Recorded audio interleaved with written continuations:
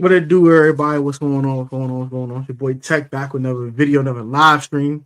Upload number 3 on the day. I'll be rocking. We're gonna get right into it. This is the last time I'm gonna get a bunch of creators together for a discussion before training camp. I know we got 48 hours before Washington Commanders training camp, so should be a fun time tonight. I have the amazing Commandhers on the channel tonight. So, Miss Erica, how you doing, sister? What up? What up? What up? Then we got Kay from Kay's Take. What's going on, Kay? What's up, guys? How are you? And last but not least, our semifinalist from the Commanders Class Classic. Oh yeah, Mr. Analysis herself. Mrs. I gotta do my research. The one and only Mrs. Analysis. Hey. Y'all know me. I can't answer that question. I don't have the data points for that. I gotta do my research on that. Hold on. we got my people from the Commanders podcast. Saw my boy Phil in the building. Phil, what it do, Phil? What's going on, man? You know how it goes. I'm used to pointing my actual camera, and I gotta use this laptop camera, so I'm pointing the wrong way. What it do, Phil? Hey, I feel like Erica, you have to use a different camera. I know how she's feeling right now. It's all good, player. It's all good. My man, Steve. What's up, Steve? What's cracking, everybody? Gang, let's go. Good to see everybody. Yes, good to see everybody's smiley faces. Yes, sir.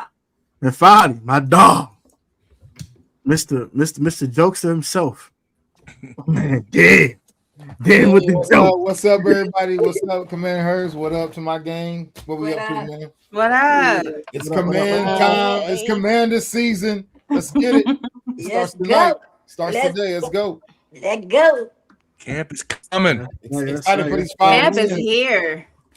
The camp is here. Starting off with a bang, man. Today, all the news came through. I've been at work all day. I haven't heard anything. I'm being what? Wow. I heard the assistant coach got locked They're up. on social media. That's what that is. Oh yeah, the Titans coach is. Yeah, that's all I've heard. I haven't heard anything else, so I'll be surprised. So all my responses will be like brand new responses. Well, they did the Everybody corresponding welcome to move. violence. Yeah, they did the corresponding move for the person that got released for the Rasul Douglas signing, and everybody was like, "Whoa, Nick!" Yeah. Whoa. We never went this high for a day in my life, but we went crazy about it. We had Louis T dropping emergency live stream about special in the middle of the day. Who did we sign? Or Rasul Rasul Douglas, the cornerback, and we had quarterback we to. signed a couple weeks ago. Yeah, we let go of Nick Valor. And we had to. Oh, we did. See, I haven't even been on social media. I haven't seen. Nick Valor hung it up for we heard. He'll smack you though. He got let go. Well, they No, he retired. retired. He Yeah, retired. he's retiring. So Okay. basically, someone made a point. Somebody was like, Nick Willow ain't trying to work hard and compete for a job. So it was like he just went on out on his shield and was like, I'm out. He was. Much Oh, respect like to a him, special though. teams guy though. He's Yeah, he he was- teams. Yeah, he was good, but more power to him. I hope he has a good retirement. That's He was a the last deep 80s baby linebacker on the team. Yeah. He was like a fullback and a linebacker. Yeah. Last player to be born before the 1990s. Before the 90s. Yeah.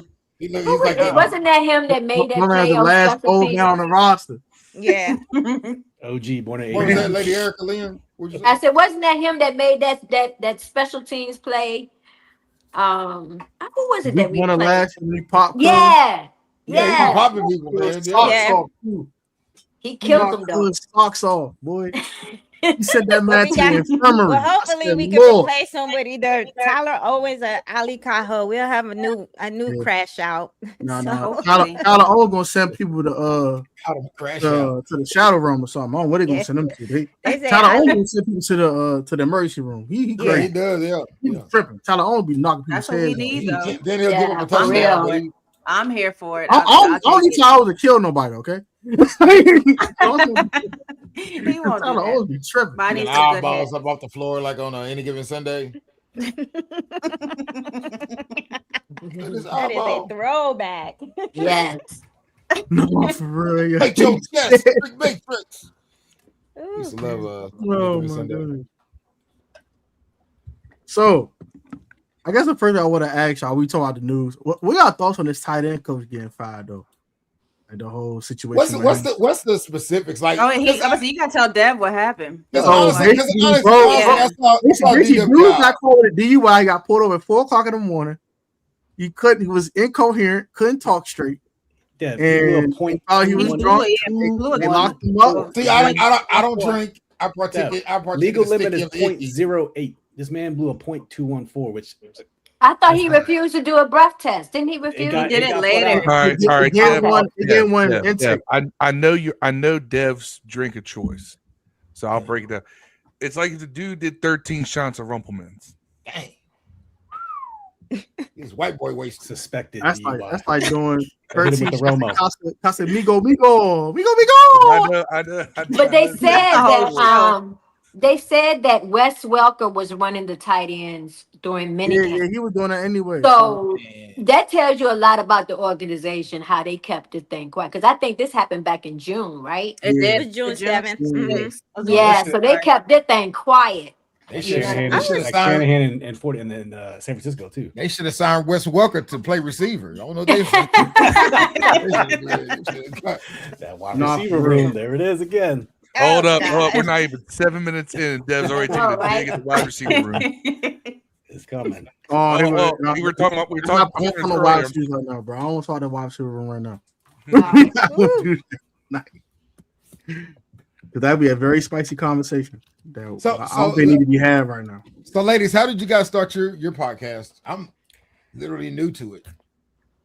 We just started it. So I think we were all doing our own individual thing. I think Kay was kind of out here first doing her thing. And then I started mine probably when I started my channel, like in April.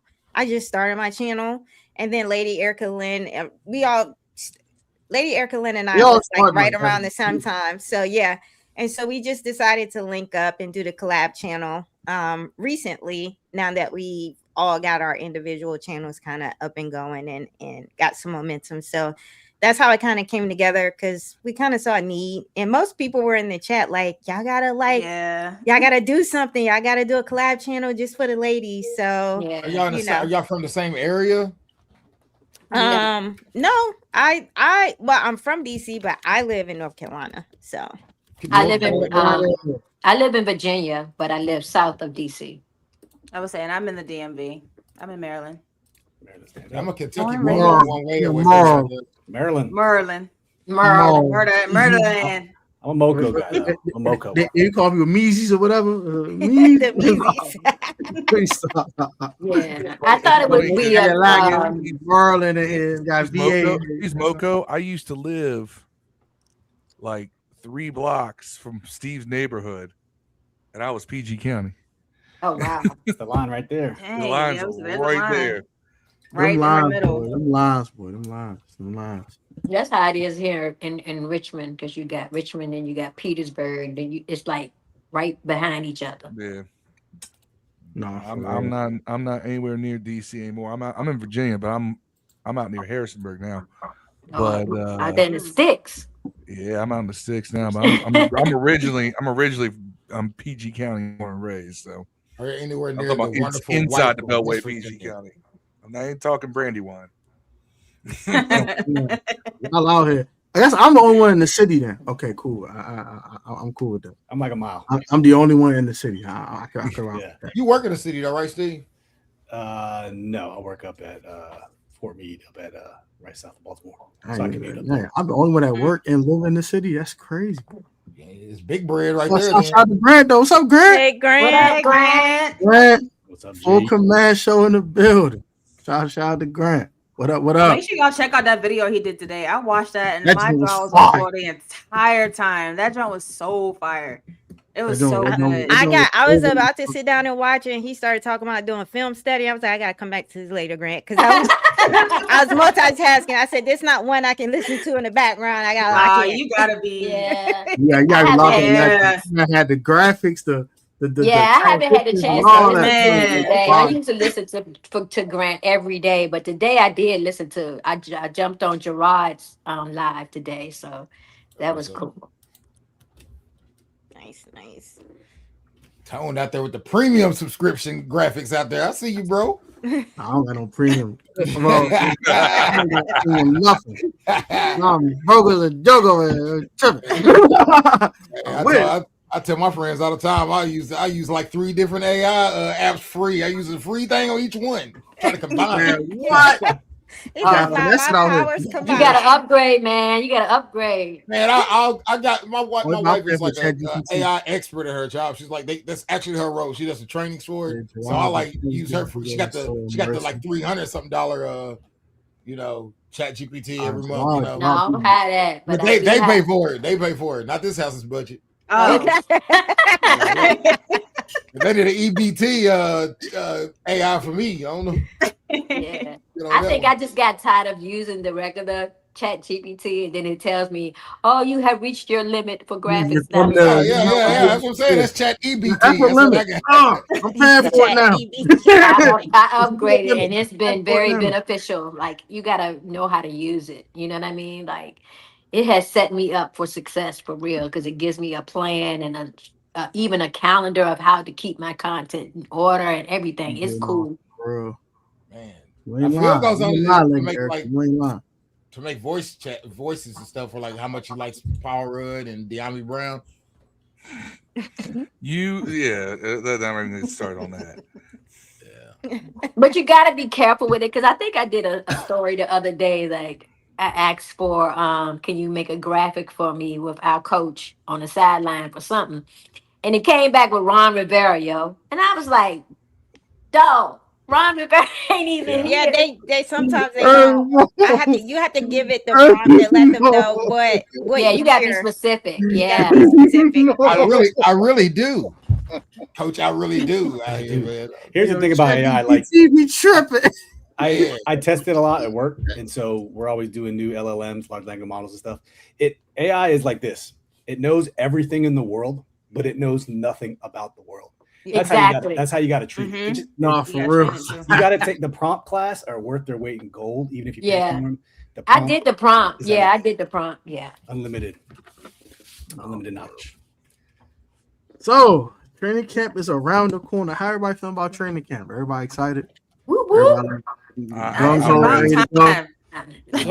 about time. We had a break on hiatus. We're gonna be dropping content every day. We're gonna have to try like go crazy now. We gotta be dropping content every day. You on number 3 today, bro. Hey, look, man, we back.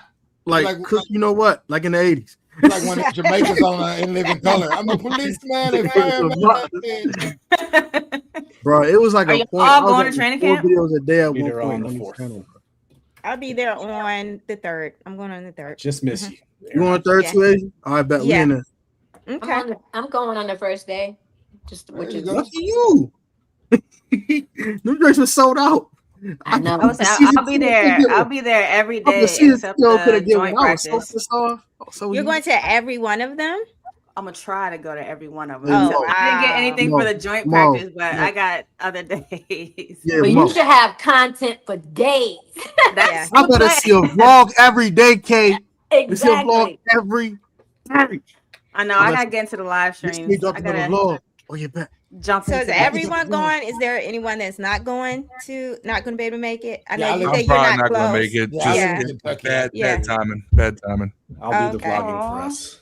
I'm trying to joint practice. I'm mad though. I got stuff that I already had committed to on the weekends during camp. So I was like, I can't make it. Just don't get caught with your phone at Baltimore though. Don't ever get caught with your phone at Under Armour. They don't play. Let me tell you. I don't know if they're doing it, if they're going to open up a joint practice up there, but it's a nice facility, and they literally got Hawks in the stands. I went Sam Howell's a quarterback at 23. Wait.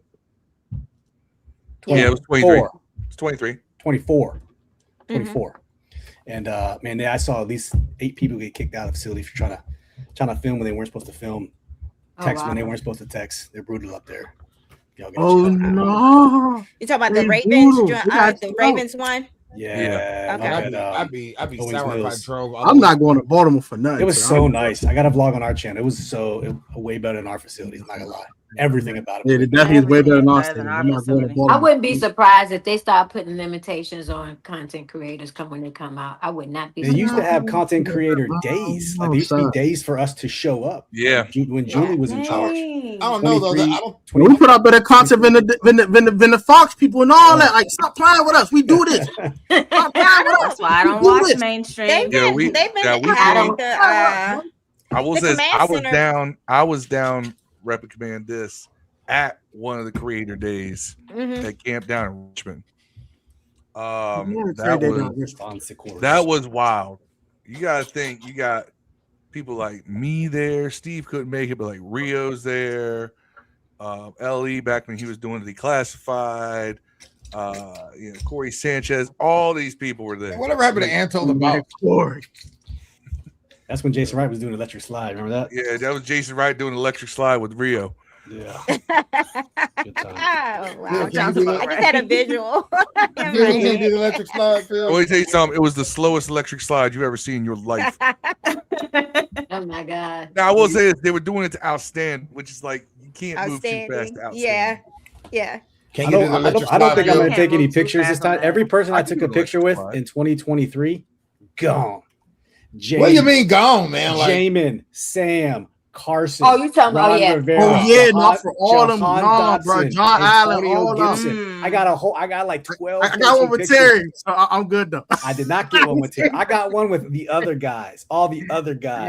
Every one of them gone. You got a whole phone full of Inman pictures on. You just nobody. Oh yeah, Sam. Nobody. I ain't never get no pictures. I just got autographs. All them boys gone. C-Rod, all them gone, bro. Gone. Crazy work. Good riddance. He went to UK. Bye. I was like, this is my first one, so what should I expect? Like, you been tapping in. It's a lot new. It's a lot of news that happened. You're talking about at the training camp, okay? What to expect?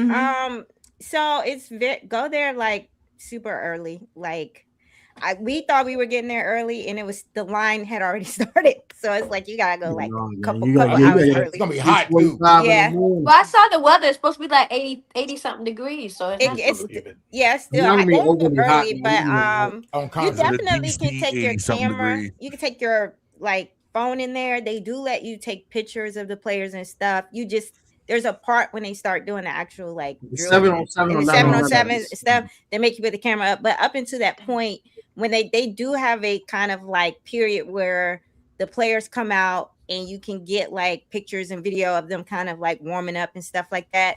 You just got to make sure you're on the right side. I hope this year someone brought out that because sometimes they put the defense way on the opposite side. Way on the opposite side. You can't. Yeah, and I hope they kind of like swap it out. Yeah. But it's they do kind of limit what you can film when they start to do. Yeah. That's the one thing I like about Richmond is you can go on either side. You can see both sides. Yeah, everything down there. You get to walk around. But I mean, there's there. If you want to know, and I'm sure AJ can back me up on this. After practice, it's always really cool. Players coming around, signing stuff, people hanging out. They'll take pictures with you. Whatever. I got a picture of me with my boy Samaje P. Ryan. I was happy about that. That's all right. That's an archive right there. I know. I still have. I saw that popped up in my feed. Like, because I went down there like early record in the NCAA. I thought that dude was gonna be the guy for us. Instead, he's a guy for Cincinnati still. But I thought RG3 when I went to the one in Richmond, and I thought RG3 was going to be the guy. Yeah. We don't talk about Bob Griffin on this camera. We don't talk about Bob Griffin on here. Bob Griffin. Don't talk about Bob Griffin on here. Don't do that. You don't talk about Griffin on here. You talk about no goofballs. But I did not know I'm small. Go ahead. He was huge. Well, here's the thing. I remember back when he started, everybody was RG3. He's like, he hadn't even played down in the league. Some dude from the Giants like, we don't give him a nickname when you haven't played down in the league. So we're gonna call him Bobby Griff. I've been calling him Bobby Griff. Bobby Griff. Griff is crazy. That's his name now. Bob Griffin, man. Call that boy Bob Griffin. Bobby. He know nothing. Bobby 3 Sticks. Booby Griffin. I muted Bob Griffin on socials 5 years ago. This is a safe Preach. What up, Herb? What up, Herb? What up, Herb? I got Bobby 3 sticks still. I still listen to him. Brian Clark blocked me, but other than that. Hey, I am proudly blocked by Jay Gruden. Hey, what y'all thoughts about getting fired from ESPN? I don't watch get fired every day, B. I don't even watch. I don't know the difference that it'll make. I don't watch right? it. In the middle Yeah, I ain't gonna lie, bro. I just laugh. I ain't gonna lie. I like his analysis, but then like when he first got on there, but as time went on, I was like, oh yeah, he falling in line with everybody else. So you can tell the difference. Hey man, he don't need it. I'll never make fun of a man showing emotion, but bro, you made your money, gang. You don't need to cry, bro. I'm sorry. I don't. Yeah, he's I fine. think it was deeper than that. Doesn't he still have what is it? The pivot. He ain't got clocky in the morning.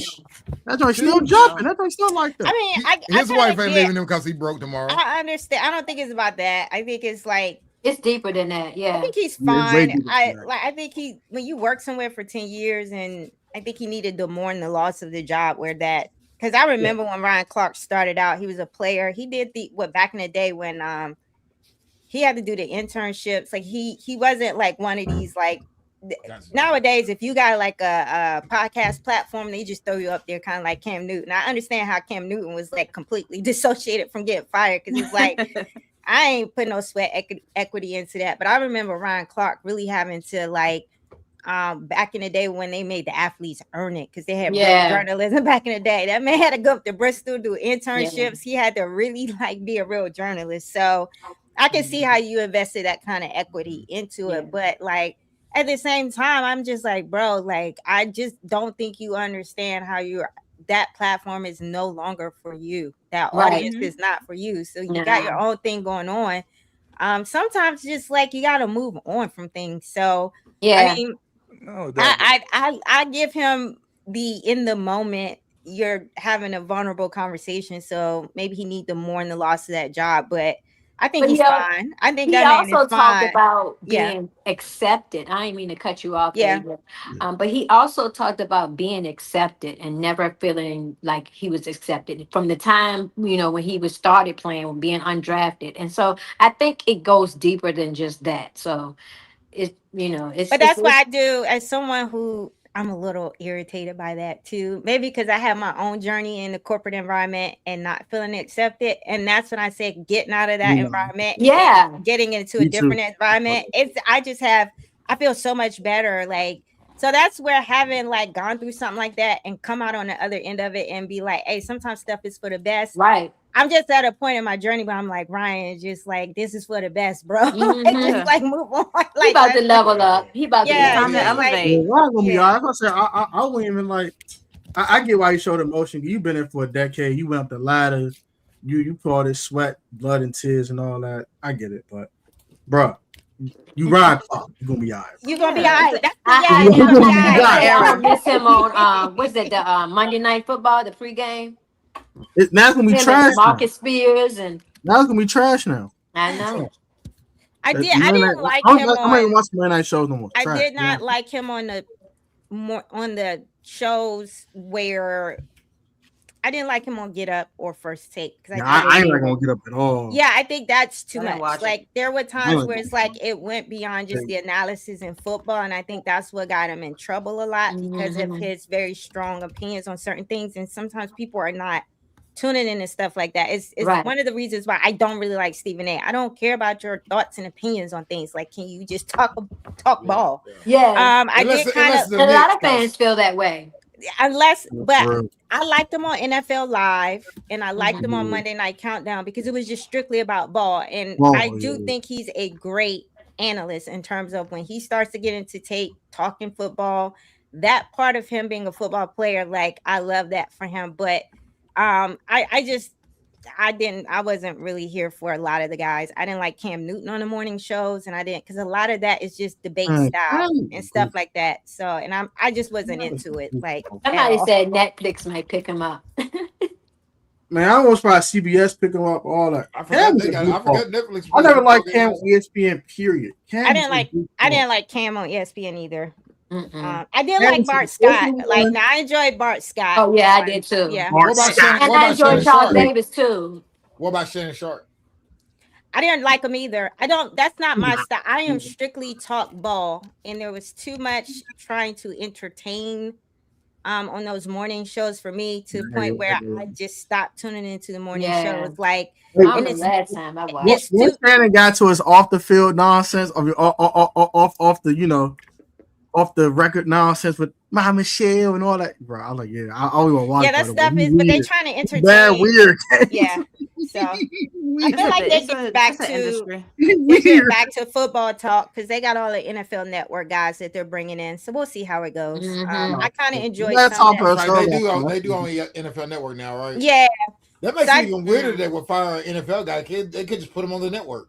Well, I think they're more getting away from the football players and kind of going in the direction of journalism and analysts. I think they're kind of trying to course correct. So we'll see how it goes. I listen to y'all more than I listen to mainstream, to be honest. Yeah, I'm gonna say that's why I'm like, it is what it is for mainstream. I'd rather be on YouTube. I might tune in to B. Mitch and Finley, and that'll be about it. Oh yeah.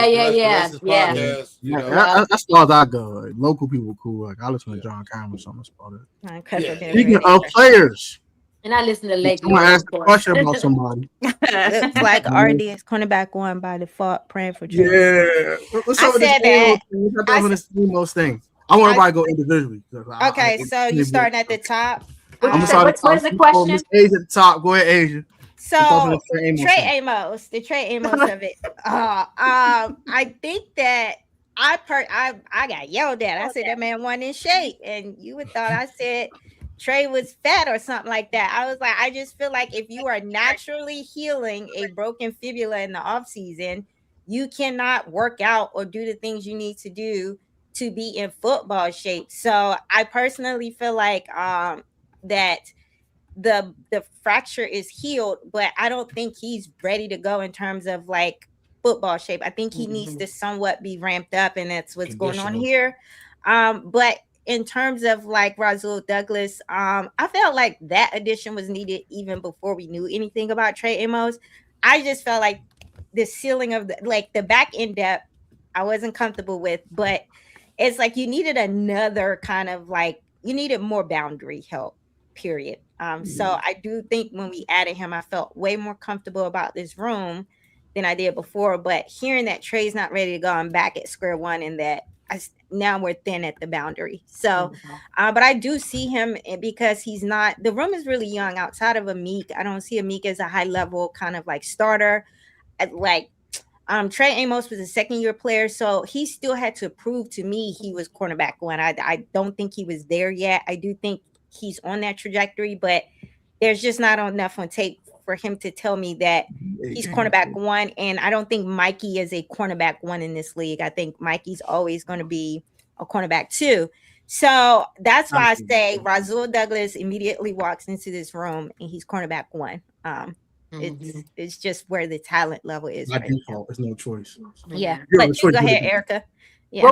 What was the question? I couldn't. We're talking the Trey Amos injury, him being on the pup list right now, and is Rasul Douglas CB1 by default as of today?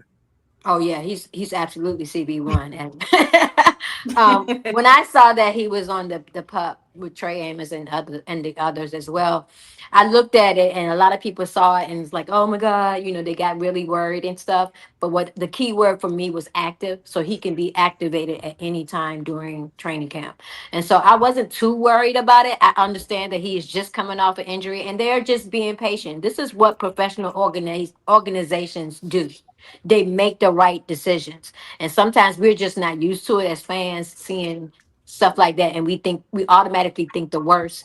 So I am not too worried about Trey. Like Asia said, I think he do need to get in football shape, and so I would say probably in the middle of training camp he will be back there on the field. Okay. Well, yeah, like they said, of course, Rasul Douglas was going to be cornerback one, but I will say, once again, I think I might be on the island, but I was concerned already about the cornerback room, bringing Russell Douglas in. That made me feel a little bit better, but I was hoping that Trey Amos would be ready. Yes, his injury was awful, so I kind of was already thinking like, especially when he wasn't participating in OTAs, I was like, yeah, this might not be going the way we want it to go. So I would like for them to possibly, depending on who becomes available later, if it's a big name or whomever, I would like us to add somebody else if we have to, depending on their production. But yeah, Russell Douglas as of right now is going to be our cornerback one. It's like, yeah, by default, like y'all said. Dev, I don't go Phil. That's how I feel about it. Oh my God, bro. It's, man, trash. That's what our but, you know, speaking of Trey Amos, the dude got stiff armed into a broken leg, bro. We just gloss it over there, dog. The dude got stiff armed into a broken leg, and like you said, he didn't even rehab that right when he came back. It's a broken leg, man. Like, he's 22 years old. A broken leg, he should be back like what, 8 to 9 weeks or something, right? Until he starts. It's a tough injury though. Yeah, broken I guess, bro. That's tough. What, he have like 8 starts last year? Who knows how good this is? I mean, anyone's better than Mikey Sanders. Anybody's better than Mikey Sanders still, bro. Don't do that. Mikey's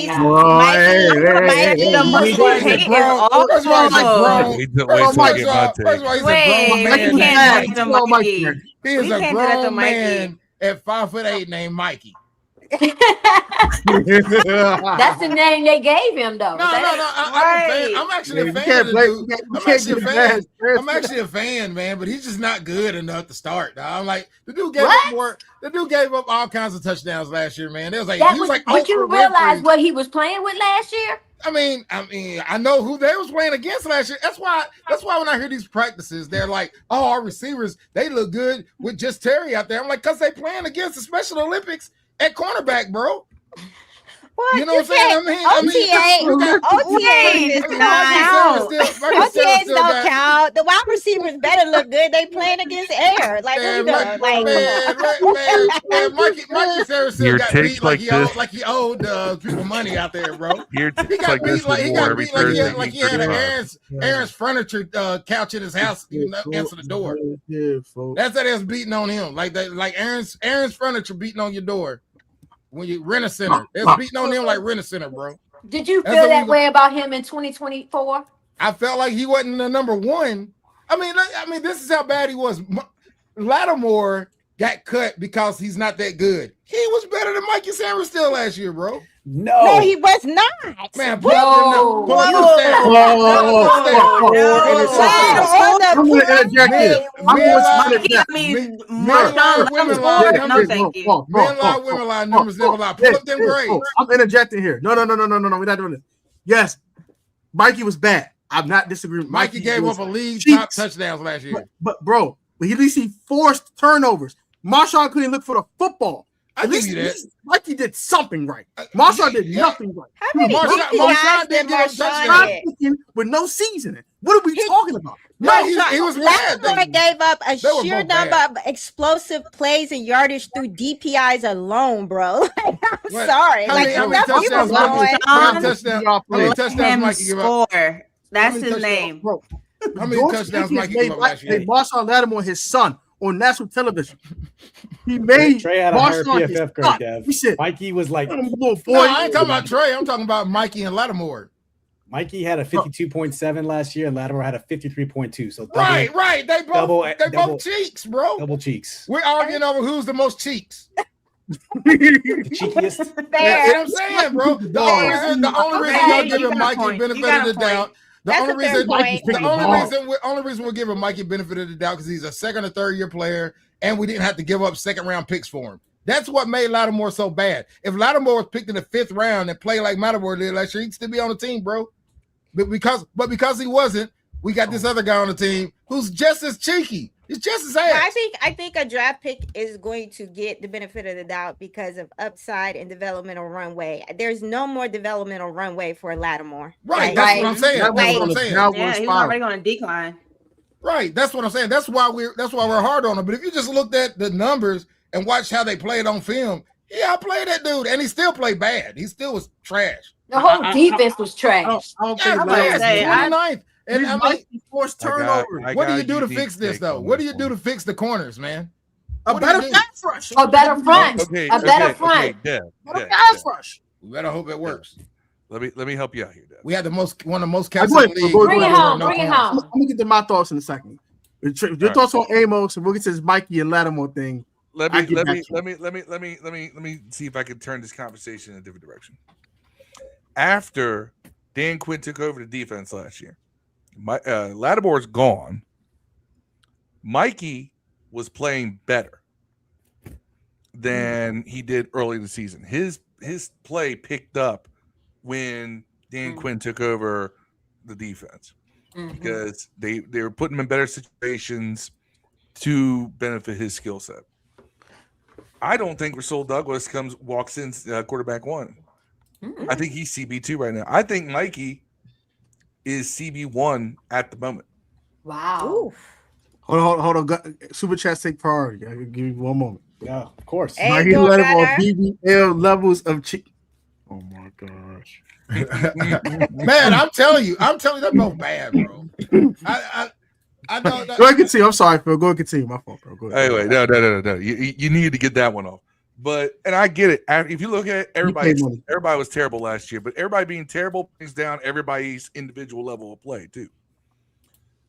I think that this defense is going to be for Mikey, who's the type of guy who does force turnovers, to have a front seven that's going to put lots of pressure on the quarterback. It's going to look from all different angles. Is going to give Mikey an opportunity to shine because he thrives when that happens because he does get turnovers. I think that he comes in corner one, he can lose it. But right now, I think Rasul Douglas is CB2. Now, if Trey Amos is healthy, it's competition for who's going to be one. And they don't do. What did y'all see in Durante Jones defense? They don't do, follow the wide receiver one. They don't. They don't. True. So you really don't need a true CB1.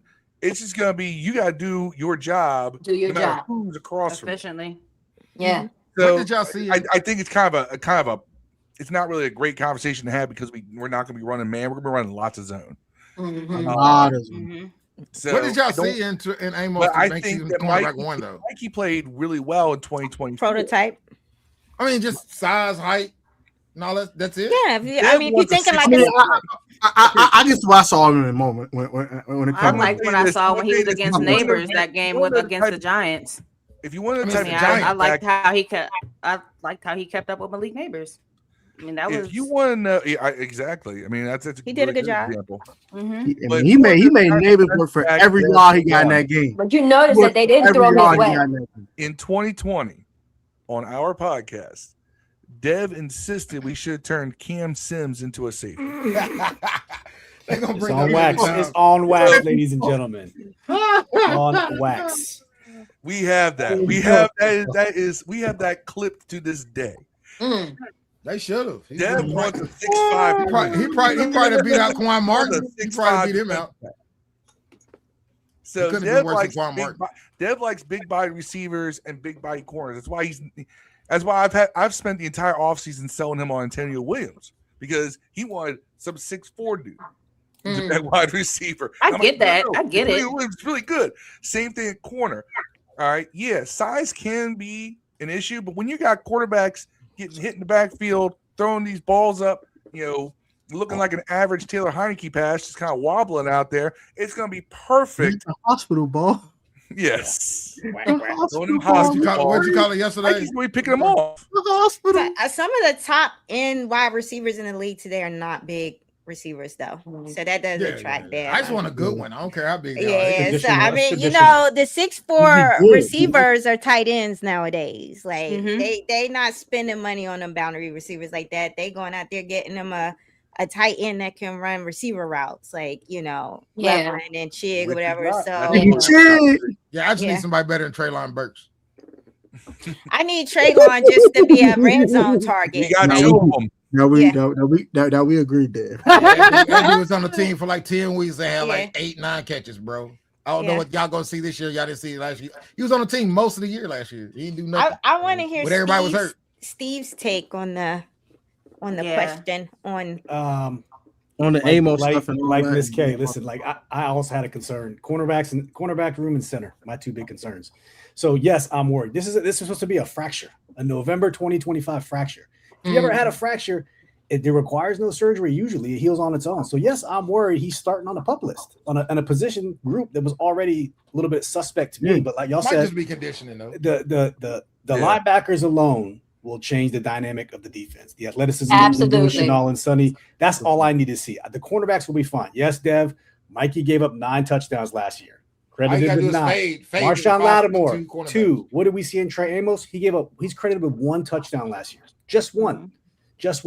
So yes, Rasul Douglas is a little bit of buffer room. Even if Trey comes back, I'm still worried about the cornerback room. I think the linebackers, there's no slow ass Bobby Wagner with no east-west speed to you run across his face. That's over. The days of that are over. So the corner shouldn't have to cover more than 3 seconds. Yeah. Thank you.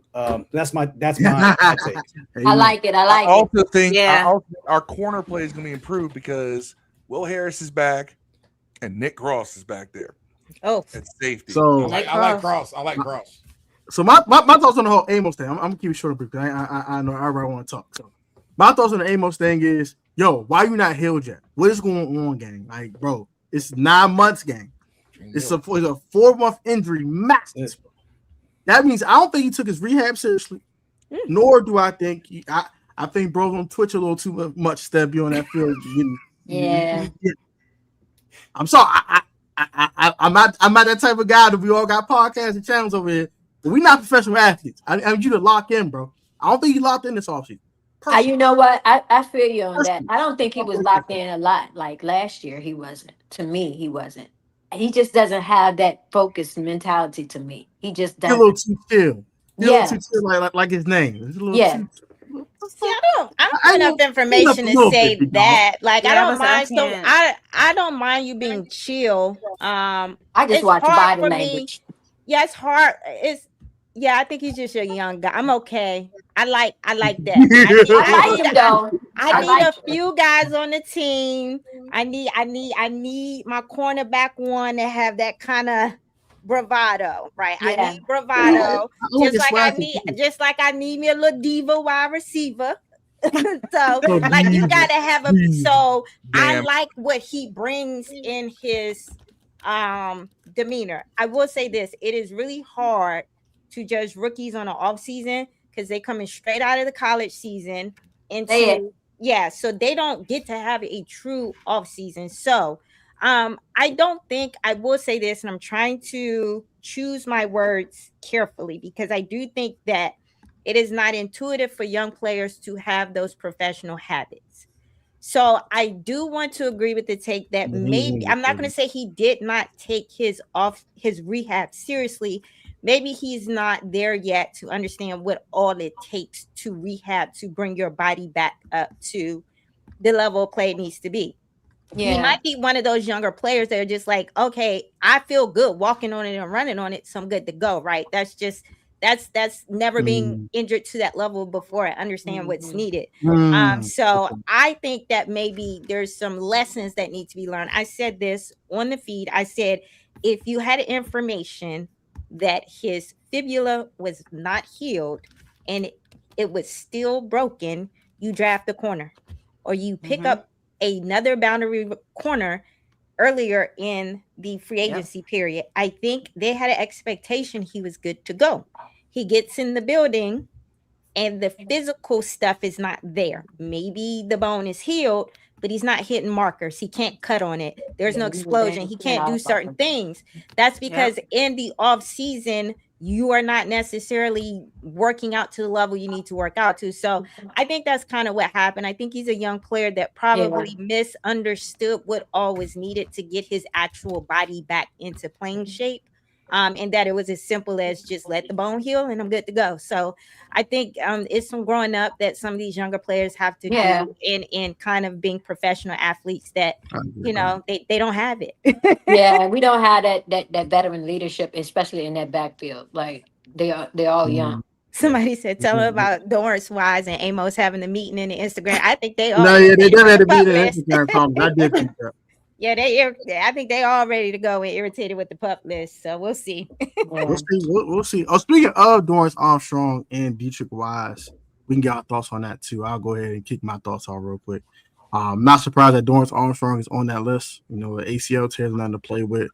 Not surprised.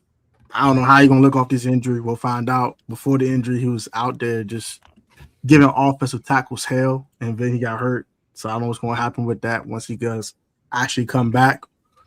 What kind of role he'll have, that's gonna be interesting. I think he's the biggest wild card of all these guys, like because he played so well last year, he got hurt. That if he gets back to that level, this defense is gonna really be a problem. But as for Dietrich Wise, like keep rehab with the fencing, bro. Like you'll be okay. Like you'll be okay, my boy. Like, I ain't worried about D Wise that much, but Dorrance, I'm a little concerned because it is an ACL, and ACLs are nothing to play with, especially when they're fully torn. Any thoughts from anyone else? I can rapid fire if y'all want. So I guess we can start with the other. Since we went first, we can lead with the. Hey, go ahead, fellas. With the fellas. All right, Steve, you can go first since you went last. Hey, listen, Dorrance is owed about 11 million or something like that this year. Yeah, 11. This is his final year. Like, you got a team out next year. It is what it is. I think his time might have culminated here. I mean, do we need him up front? Yes, you need everybody you can up front. But I'm okay because I think we're going to see Deron Payne give his contract game on. So once again, it's all about identifying the risk and mitigating the risk. And then I think they're going to mitigate the risk with Deron Payne showing up for 1 year. Not too worried about. Yeah, I want to see Dorrance because he had that monster sack. Like, what he got? What did he get that first year? How many sacks did he get? Was it like 8, 9? I don't remember. I think it was 8. That's what I want to see again. 7.5, I think. Yes. Also, yes. Joshua Joseph will also. I'm just projecting here. I think he's going to help mitigate that too because I think that guy's that's Adrian Homer right there. Monster. He is right there. Yes. When he gets unleashed, just watch out. So then with Dietrich Wise, is he playing linebacker or on the line?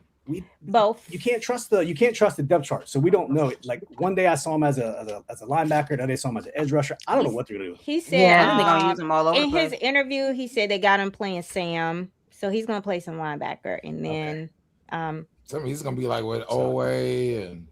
Yeah, he's one of those. He's an outside linebacker, so he's not like a straight DN. Yeah, Trayson and Louvu now. Yeah. So that's it. Pretty deep. Joseph's and Payne mitigate. Yep. Go ahead, fellas. See, for me, like I'm a big Dorrance Armstrong fan. I thought he was off to a great start last year, and we got hurt. That hurt me to see. I think Wise is the kind of guy. He's good edge setter, run stuffer type. Somebody you could definitely get in the mix. Dorrance Armstrong is the one I want to see if he can break loose, especially because now we have pass rushing help at other positions with Chasen, with Owe, and maybe if Joseph can show that he was severely undervalued, too. The more weapons you have, the more it frees up other guys to raise hell. And I think that Dorrance is one of those guys who can take advantage of that. I mean, Dorrance wasn't getting a ton of help last year, and he was the one kind of creating the opportunities for other people to make plays. Yeah. It's contract year, Deron Payne. That's going to help as well. I think our front seven is they're official. They're going to stand on business. I think that we have this thing we've been doing this over under. Will the Commanders have a top 15 defense in the league? And I said, I don't know if it'll be top 15. I think they're going to be somewhere between 12 and 18. But considering they were 28th last year, that's a huge jump up.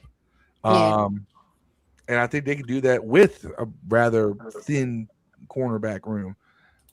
Because I think that front seven is just loaded. It's beyond loaded. To the point that I look at some of the guys we have, and it's like this guy could start, or we could cut him. Which one? Javon. Well, I mean, I'm just talking about guys. Just George Baggy, McGee, whatever you say. You look at the edge, for instance. Like, I know Steve loves Joseph, and he's flashed early in minicamp and so forth. But it's like if he were to not make this team, he will because he's a draft pick. But if he were to not make this team, I don't think we miss anything because of everybody else we've got that's playing the edge. Mm-hmm. So it's just a matter of, whoever we keep, we're going to get similar production because we got a lot of really good players at those positions. And if they're going to keep them all, that's even better. A lot of fresh bodies coming in on and off the field. Durante Jones loves to blitz and loves to blitz from anywhere and everywhere. Mm-hmm. So if that's going to be the case, by all means, keep the bodies fresh. Down. Keep the bodies fresh. Just rotate new guys in there, and you never know who's coming from where. Cool with me. But I think Dorrance Armstrong is someone that can benefit from being in a system like that because not all the attention is going to be on him. Right. Mm. Who's the front four starters for you think? Across the front line it's going to be I know the interior is going to be Kinlaw and Payne. It all depends because we're going to be running. They say it's a 3-4. It's really a 4-3 hybrid, or you can call it even 5-2 if you really want to be weird with it. But I think that Owe starts. I think Dorrance starts at edge. Or let me put it this way: when I say start, the guys who get the most snaps. We'll put it that way. So you're gonna have Leo, Styles, and Luvu.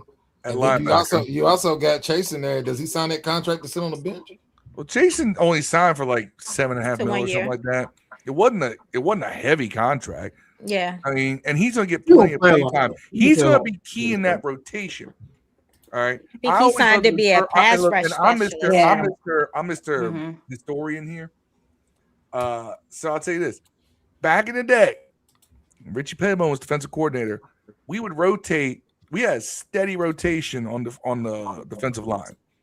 Only one man stayed on the field the entire time. That was Charles Mann. Everybody else in like 91, if you ever watch those games, the rest of the defensive line, constantly guys coming in and out. And I think you're going to see a lot of that here. It's all going to be situational. Mm-hmm.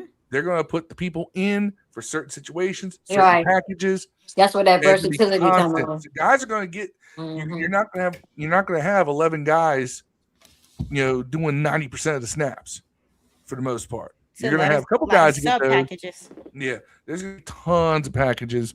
Chasen's going to get his because I like Cleavon Chasen. I think he's a solid pass rusher.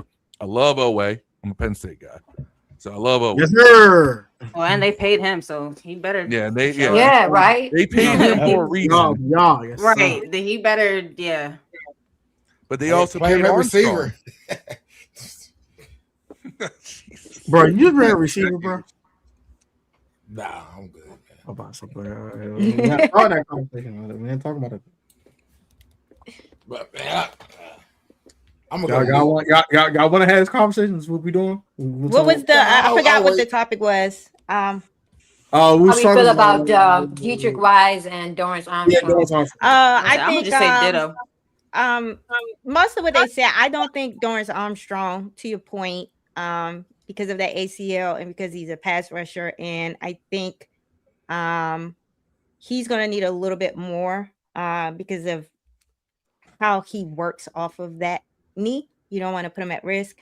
I saw that Dietrich Wise might not make the roster, and I think that is the only one where I'm not sure because he is kind of like the big body D, and that's kind of the run stop guy. Yeah, you got their interior linemen are very versatile. They got Charles Omenihu, who plays DN, that you can move him all over the line. He's also a good run stopper. So it's just like, I don't know about Dietrich, but so yeah, but I think Dietrich might be coming back sooner than Dorrance, and that's why they signed a whole bunch of edge rushers in the offseason. On top of, I think that is how the scheme works. I think it's more of a hybrid, kind of like what the Seahawks did with their rotation of edge rushers, where they kept them fresh, where it's kind of like the deployment of blitzes and pass rush on every down. So I do agree with what Phil said in that you got to have a lot of bodies. So I think Dorrance is the kind of guy that's kind of going to be the one that probably is on the list the longest and not starting.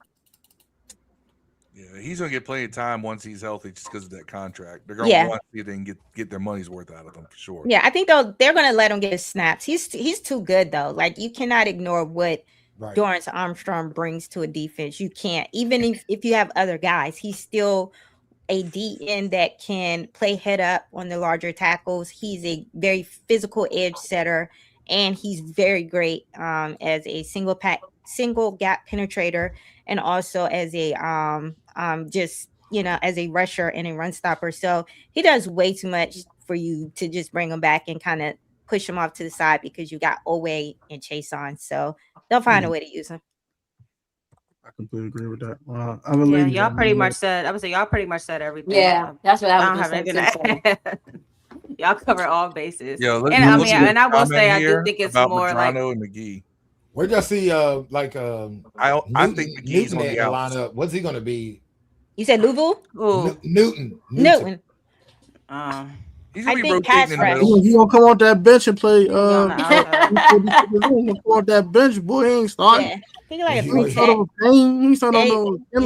I don't think it's over for him on every down. I don't think he's not a run stopper. So I think he's also going to be kind of one of those package personnel pieces. I think it's more so for most of the line. Don't forget we got a true nose tackle in Tim Settle. Like I think we keep forgetting about Tim Settle. Yeah, people don't mention him a lot. Yeah, so I think it's going to be an interior Kinlaw, Payne, and Settle for most of the snaps, and then I think you bring Johnny in for games and stunts and things like that. I think that's how you should use him, and I think that's the best way to use him. When we trade Payne for a fourth at the trade deadline, that's when Johnny will step up. Yeah. Everybody keeps trying to trade the wrong man. I don't think I let it go for it, right? I don't think I let it go for it, but I do it. You gonna walk for nothing? Don't you get a compensatory pick for him? Or maybe that boy. That's a strong maybe. Maybe. Yeah. He got to make a Pro Bowl. Very strong, which maybe. He might. Yes, ma'am. All right. So I think if we don't trade at the trade deadline, you don't get nothing for that, man. That's it. All right. So, Philo, what about Terry too, though? Oh boy. We brought up this topic. You don't think Terry holds out next year? No. Buddy Baker better not pull that mess. Man, I think his contract's like 30-something million. No, it goes from 18 this year to 34 next year, and I don't think we're going to pay him 34. Non-guaranteed, dog. You think he plays on a non-guaranteed contract? We're going to restructure that man's contract. They won't have no other options. Yeah, but does he take less than 30-something million? They're not going to insult him like that and offer less than. I don't think they're in a position to do that. We are not. Who? I agree with you saying. Who the X? They'll give him a retirement extension and let him retire a Commander. It sounds really good, man. But do you really want to pay a 30-something-year-old receiver? I don't. But you don't have another X. I know. That's what's scary. That's what's scary. The front office don't have leverage. Sometimes I need AP to recognize when he does not have leverage. You don't have leverage in this position because you have not effectively done the succession planning appropriately. Say what you want. I really like Antonio Williams. He's a Z slot guy. He's never going to be an X. You either in 2027 or you're going to get that XZ successor. But even if you get that XZ successor, that's a rookie. He's not going to be ready to step right in and be the franchise guy. So AP is not in a position to play them games. Just please get that man his $30 to $33 million so we can move on. Because you don't have the answer on the roster and you do not have any leverage, and you know how that man's daggone agent. I wonder if he's going to do it though. I felt like last year. The last contract. I felt like AP probably wasn't going to sign McLaurin last time he went through this, man. But I think that he was new to being a GM, and he felt the stress of the whole fan base tell him sign this dude. I don't think he realized Buddy Baker came in and asked for $35 million. But he ended up selling. What? He ended up selling for what he asked for the first time. That's what I'm saying. I wonder, man. Like I do think I agree with you guys that we got to bring the guy back. almost have no choice. But I wonder if Terry's like, how much? What's the breaking point? Do you say to Terry, that's too much for you to be 30-something years old, bro? I mean, what's the breaking point? It depends how he produces this year. Go ahead. Terry's 80 catches, 1,100 yards a year, bro. He's 80 catches, 1,100 a year. It don't matter who's quarterbacking. It's the same year, maybe more touchdowns here and there. I want to hear what Phil's about to say. Go ahead, Phil. What was you going to say? Thing. One. Terry's already proven. Outside of injury last year, which is the first time that's happened, even when he came back, he was still the most productive receiver we have. Yeah. Terry's proven. Everybody said, "Oh, you fall off after 25." He didn't. You fall off after 27. He didn't. You fall off after 29. He didn't. So basically, Terry's on the. He's not. You don't say a receiver's going to fall off when you're talking about Terry McLaurin until they fall off. Mm-hmm. All right. He's already beat all the projections that everyone tried to put on him to not pay him. All right. So that's already happened. Secondly, I'm going to disagree a little bit on Antonio Williams. Because Antonio Williams did play both inside and out at Clemson. I think Antonio Williams has the potential, I'm using that word, that he could be an X or Y. He could be an outside guy. He can play the outside. He can run the entire route. X. So when we're saying X, I'm talking about you think he can press man. Nah, I'm with you. At his route running is Terry level. But he can go up. He can go up against. I don't think I think Antonio Williams. There's certain aspects of his game that remind me of Santana Moss.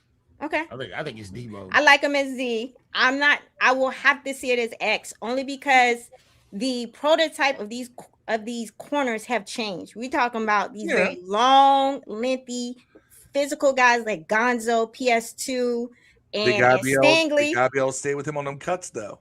And Antonio has elite.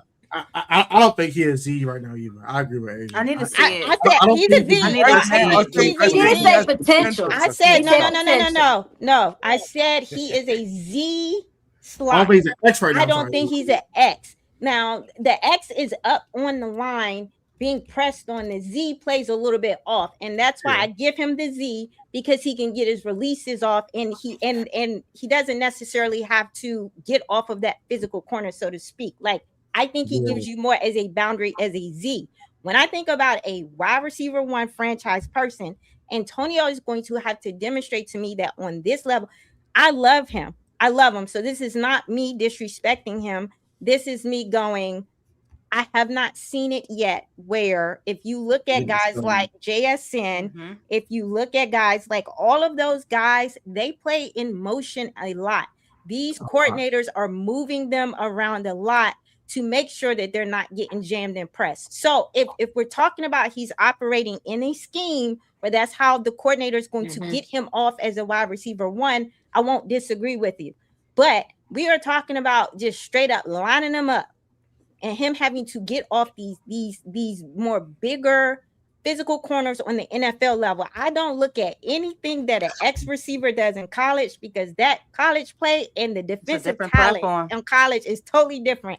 So I would have to see him do it on the pro level to say that he can be a consistent X. But I already think that he could be a Z receiver. I'm giving him the Z as a boundary receiver. So I don't disagree with that. What do you do with Antonio if they would have signed like a guy like Diggs? What would you put Williams at the end? Because they're both slots. I think that's why you don't sign a Diggs. That's why Diggs still sitting out there. Yeah. That's why we have it. That might be it. If we wanted him, we would have gotten him a long time ago. I mean, I'm talking about like at the beginning of the offseason. So they obviously didn't see a need for him. And it seems like they have plans for whom we have in the room. I guess maybe if things don't shape out after training camp, then maybe, they'll look to bring someone in. But as of right now, they would have signed Diggs a long time ago.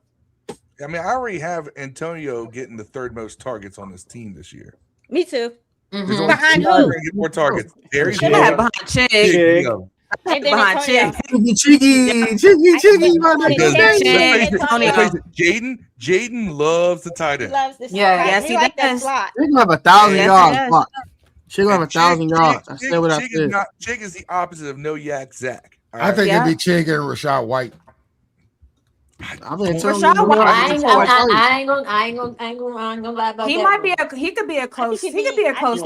I think he'll be a top third down back in the league next year. I think he'll be one of the. Everybody forgets he had that connection also with Jaden for being with him in college. I have high hopes for Rashad. Rashad. I see it this way. Okay, let's. I want everybody on the round. Tell me your order. So I'll start. I have Terry in targets. Terry, Chig, Antonio Williams, and then. Yeah, if you want to throw Rashad White in there with how they're going to use him in the pass game, he could potentially earn more targets over some of the other wide receivers in the room, just how I see that offensive scheme working out. So, like, I just want to hear everybody's kind of like list of like targets for like the top 4. That would be my 4. Chig, That's Antonio. Maybe Rashad White. Maybe Rashad White. Yeah, Rashad White. And then everyone else. That's my 4. I'm gonna say Terry. Yeah. Antonio. If you want to say Luke before Rashad, again, I'm going Luke Steve over. did like this. I think Luke gonna catch more than Ant. Nothing wrong with Luke. I don't know about that. Luke, here's the weird thing. Luke has one of the highest open rates of any receiver. Absolutely. Man, Jaden, for some reason, it wasn't until right before Luke got hurt that Jaden realized that Luke was on the field. Always open. Man, who had better out of all these guys not named Terry on our team at receiver? Luke was probably better than all of them. At some point, like it's crazy to look at last year's receivers. That was my argument. I got a receiver question.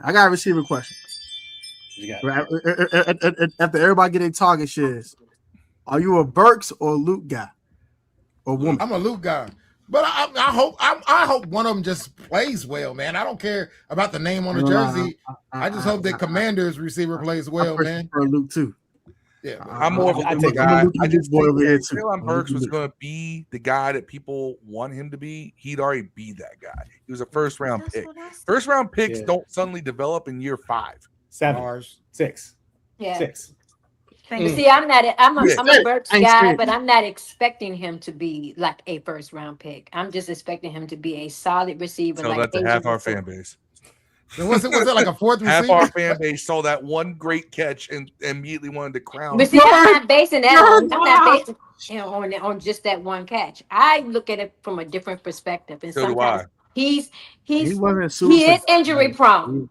Okay, I'm wishing the best for Burks, but I'm the type of person that sometimes the organization that they played in, the quarterback that they played with, it wasn't a good fit for them. Sometimes they just need a fresh start and a fresh momentum, and he enjoys being around this wide receiver room and these coaches.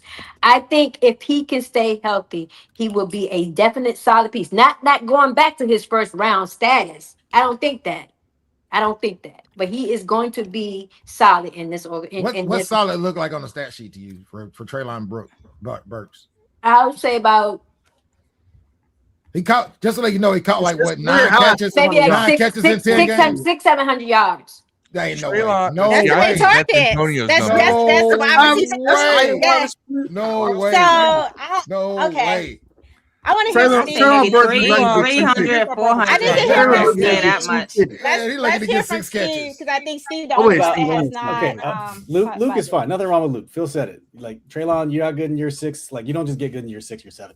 Luke is fine. Luke was always open. If you go back to the numbers, I think for a while he was like number 1 and 2 separation every time he got on the field. But right, it's the same. It's going to be what you guys said exactly. It's Terry. It's Chig, it's Tonio, and then I say Rashad White. This is Jaden's breakdown. It's 64% of receivers, 20% to tight ends, 16 to running back. So I think the problem is everyone's going to say this guy's getting 6, this guy's getting 7.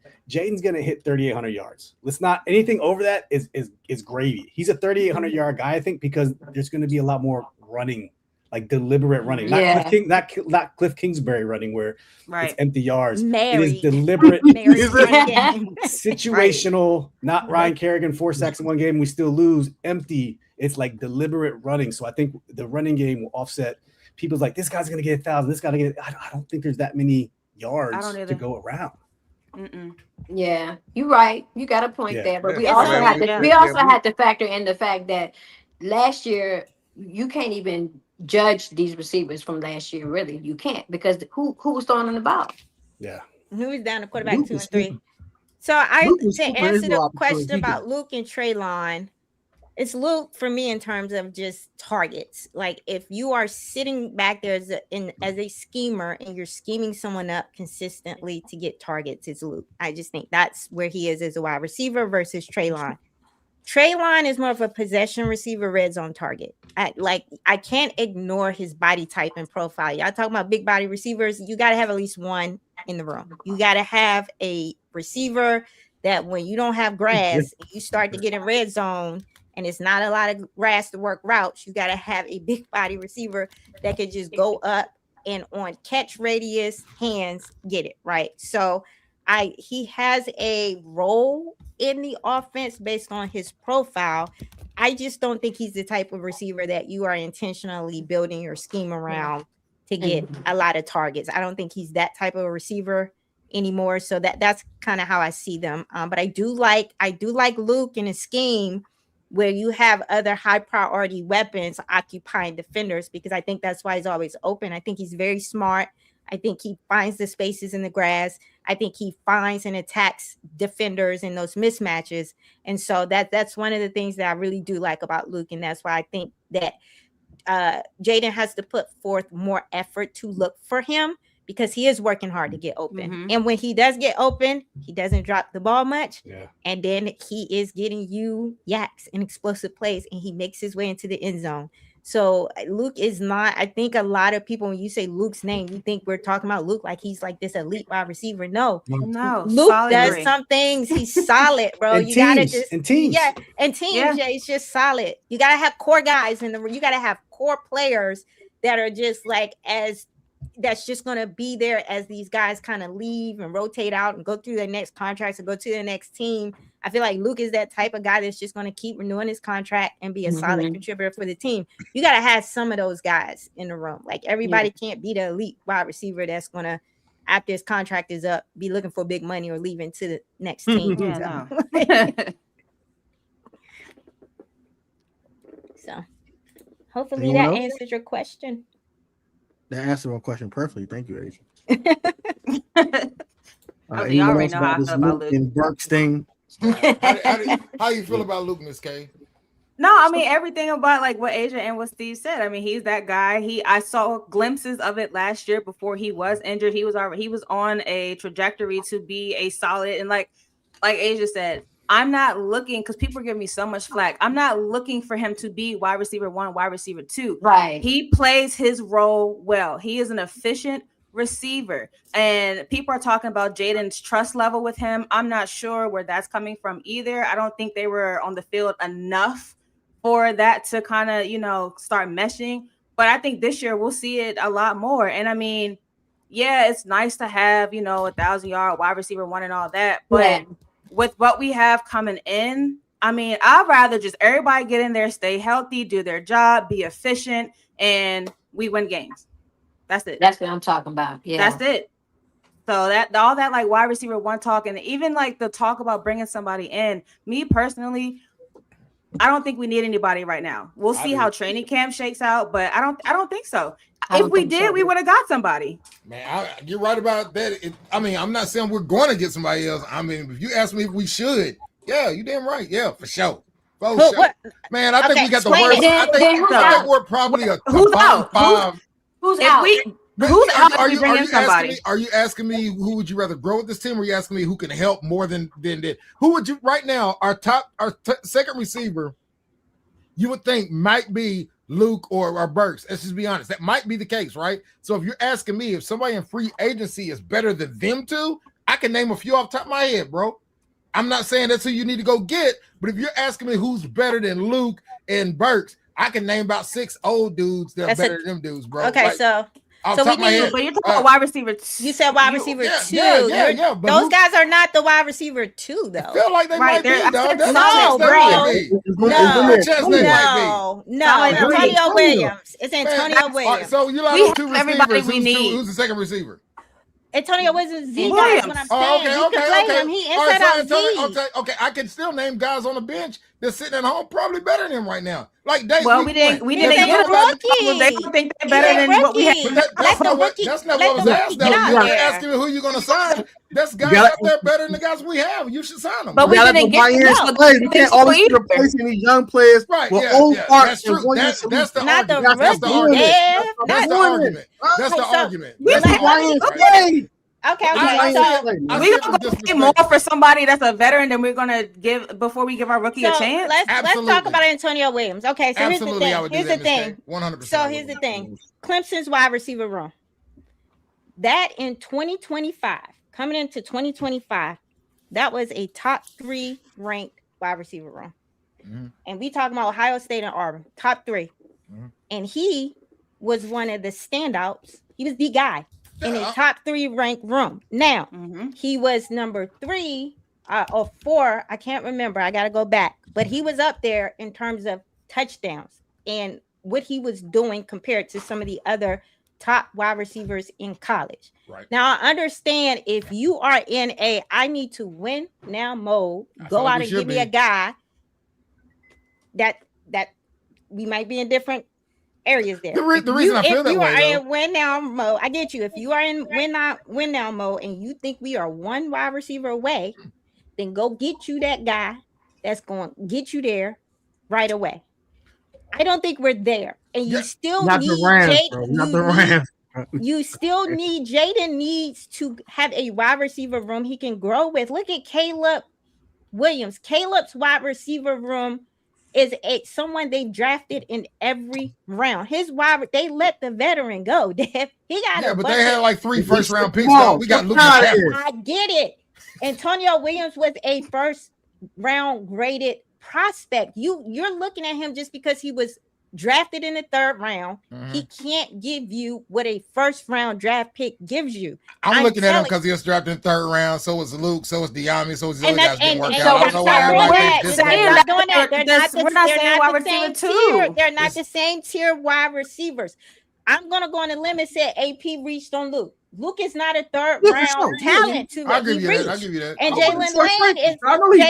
Jalen Lane's not a fourth round talent, right? So in my mind, because he reached on Jalen Lane and Luke, I can't put them in the same tier of like Luke was drafted in 3rd and so was Antonio Williams. So they're the same type of prospect. We are talking about AP reaching on Luke.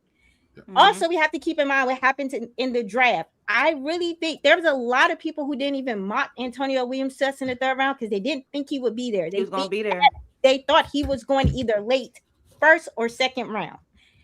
What happened was in the 2nd round of the draft, there was a run on tight ends that pushed the entire like he wasn't the only wide receiver. All the wide receivers started going in the 3rd round. So there's some circumstances that happened that resulted in him going in the 3rd round. But what I'm saying is you have to consider the fact that this guy was in a top 3 room as the leading guy in a top 3 room in the country. And scouts had him coming into 2025 as a first round graded prospect. So with all of those things considered, I'm not ready to go, hey, you got to go get an outside guy. Antonio Williams, if he comes in, he busts next year, I'll be ready to say that because I'm so bullish and high on him as a prospect in that he can be your wide receiver too. So I'm of the mindset that we need a wide receiver 3. And if you're saying like bring in a Diggs or go get some because who else is out there? Diggs ain't trying to be a wide receiver 3, bro. He want to come and take the target. I don't know. Antonio's growth. I don't know. Exactly. Here's why I don't mind it. Everything you said, AJ, is absolutely I agree with. Here's my problem with it though.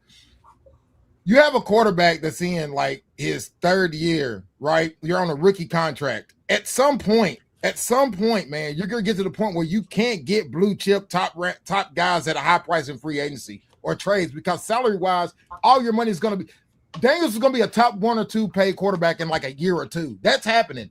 He's just slotted in it. Whether he earns it or not is debatable. He's gonna get that money, bro. It's just gonna be his turn, and you're not gonna be able to get these guys, bro. So right now, I feel like if you can afford I don't care if it's Keenan Allen can help us, dog. I ain't saying the guy needs to come out and get 60 catches. Well, I'm saying find us some dudes that can help you win games right now, dog. But didn't they try in free agency? Maybe They offered they that did. dude but he turned it down. You can't make it. Maybe they did. Right? You want to go out to Indianapolis with his little golf buddy. What you want him to do, gang? He tried to get Alec Pierce. Yeah, you're right. He did try to get Alec Pierce. I think we all would have been really mad. Where he is now. That man sitting on the pup. I would have been so mad. I would have been so mad. We tried to get Dobbs. Yeah, I got a question for you. I got one question for you, bro. I got one question for you. I get we trying to win now. I get that. You got according on the rookie contract. I understand that. Are we a Stephon Diggs away from beating the Rams? Man, we might be a Stephon Diggs away from making the playoffs. No. No. Are we a Stephon Diggs away from beating the playoff team right now? Hold up. How many teams making playoffs? 7 teams making Phil, playoffs? I want to hear Phil. Phil got something. I know what you're gonna say, Phil. Say it. As constructed. Go ahead. Quote that. As constructed, I think we're a 9-win team. So we're what does he say? A wild card anyway. So to say we're a Stephon Diggs away from the playoffs isn't a stretch to me because Stephon Diggs is still really talented. So I mean, having a guy like that could get you that extra win you may need to get into the playoffs. Once you get into playoffs, anything can happen. Right. But I think we're on the bubble wild card team right now, as constructed. Right. If you're on the bubble wild card team, that's what I'm saying. Diggs could help you. I'm not saying you have Diggs. We was on the bubble wild card team in 2024, but nobody expected us to get there. And look what happened. Man, we won 13 games. We ain't have nobody. 13 games a year, but about 6 of those wins came against backup quarterbacks, bro. Let's be real about it. We were still, I'm not saying we were bad, but I'm saying that we might not have been really a 13-win team. We definitely wasn't a losing team. But then we played 6 quarterbacks with backups, man. Yeah, look how we played last year with a backup. Did we not put a 45 on the Detroit Lions being a 1 seed? I'm not saying we were bad. We not beat the Tampa Bay Buccaneers with Baker Mayfield. I don't want him on no backup for the back of the season, bro. We beat 2 quarterbacks back to back and put 45 on the Detroit Lions. I don't want to hear that. I'm not saying we were bad. We put 45 on them, and look at the receiver group. The receivers that was in the room doing it. Yeah, I'm not saying we were bad and didn't deserve it. I'm just saying 13 wins, about 6 of them, man. Might have been. I think we could have had more. We could have had more. We could have had more. You're right. You think this team's that? But you bring Stephon Diggs in, and then where do you put him? No, it don't have to be Stephon Diggs. I'm just saying, like it could be a veteran, like to be in the second, third receiver, man, with these guys. Are we a 12-13 win? Are we a 12-13 win team? I don't think so. Are we a 5-win team? No. No, hell no. Which one you think we're closer to? We're going to be a 9-win team this year, competing for a wild card spot at least. Do we get in? Do we not get in? A lot of things can determine that. But I think that we're not. We had a lot of good luck in 2024 that kind of gave us a couple of extra wins. We also had a lot of bad luck last year that took away some wins. I agree. So I'm going to say it's going to split down the middle. We are who we are. We're a wild card team or wild card contender at least. Does Diggs help? Probably. I think at the same time, you have Antonio Williams, who right now, as we look at, probably going to spend the majority of his time in the slot. That's where Diggs plays. Mm-hmm. I'm saying you That's can all I'm saying. You need a Z, bro. So who's the Z? Where's your Z, Dad? I'm not married to Diggs. I'm saying getting help somewhere else. If there are not other receivers, bring Debo's ass back. He also prices. No. There's no space for Debo. There's nowhere for Debo. Debo on the boundary. Just throwing out names, bro. Man, you ain't taking Debo over McCaffrey and Burke. Agent, what many do you have sent it to? Yeah, I love you, bro, but you tripping, bro. No, you ain't taking Debo over McCaffrey or Burke. No, my man ain't got no route tree. I agree with that, but you ain't taking Debo over. You ain't taking Debo over Burke. If we saying we need a boundary, I look at wide receivers for not just you want to plug production. I'm looking at how I get that production. Yeah. If I say I got Terry at my X that we gonna move around, I'm good there. If I say we have a legitimate slot in Antonio Williams, I'm good there. What is missing? We need another outside guy. We need a boundary. We need a Z. like, no, I saw Debo struggling to get off and stack corners on the outside. He ain't no Z. And he ain't fitting So the scheme I'm not. You need a Z. No. If He is you not wanted, fitting that if you scheme. said Keenan Allen, maybe Yeah, that. Keenan. That's what I'm saying. Like, Keenan Allen's I'm amazing. not. Again, I'm not married to the name. I'm saying there's plenty of guys that can help us out there, though. Oh my gosh, bro. The problem is that you don't have a lot of boundary receivers out there that you really want to go after. The reason I asked that, hold on. The reason I asked that question, Dave, is because I don't want to take snaps away from these young dudes that we need to see what we have in them. We don't know what we have in them. We bring in Stephon Diggs, he hoop, cool. We hoop, he plays well, get 1,000 yards. We make the playoffs and go home wild card weekend. And guess what? We stuck at the same place we were next offseason with no answer wide receiver outside of Antonio Williams and Terry McLaurin. We back to square one. I get why you feel that way. I just want to win now. I'm not worried about next year. I'm worried about this year. He can play the boundary. He can definitely play the boundary. You're not beating the Rams, bro. You see that roster, fool? Antonio Williams is my Z receiver in the 12 personnel. Look, he my Z receiver. I'm not trying to make the playoff. I'm trying to win a bowl, bro. That's it. I want to win a bowl. I want to beat the best team. We can't beat the best team right now. You might do it with Luke. Our roster ain't that right now. Unless James the force multiply. He's the difference maker. But right now with the roster currently constructed, paper on paper, you're not being LA, bro. Why am I bringing the Diggs for? To make the playoffs? That's cute. And go home wild card weekend? No. I feel like I'd be happy with. I'd be happier making the playoffs than going home. I'd be happy. I get that everybody wants the team to do well. I get it, but I'm looking at longevity and what they're building as far as with these young players. Of course, yes, I want us to do well. I want us to make it far this season. But I mean, the players that we brought in, they're all young. So I mean, yes, okay, great. You know, we won a good season, but if we have, let's say, 9 wins this season, but we do even better in the future as we get older and as they get more established in the chemistry, then that's more. I care about that more than I do about right now. I feel like that never happens. I want it to be good, but you say what? You feel like that's what we're building for. I feel like almost era though. I got a franchise quarterback. It's a new era though. I feel like it almost never goes like gradually. It usually just gets better real fast. It never really. No one ever goes like 5 wins, 8 wins. But why can't we do something Detroit? different? Detroit did. They've been pretty good for a while, bro. They kind of got good. They was good all of a sudden and stayed good for a while. They wasn't like just gradually. They just one year they just snapped. One year they got most of the core players that Detroit has. Yeah, most of the core players.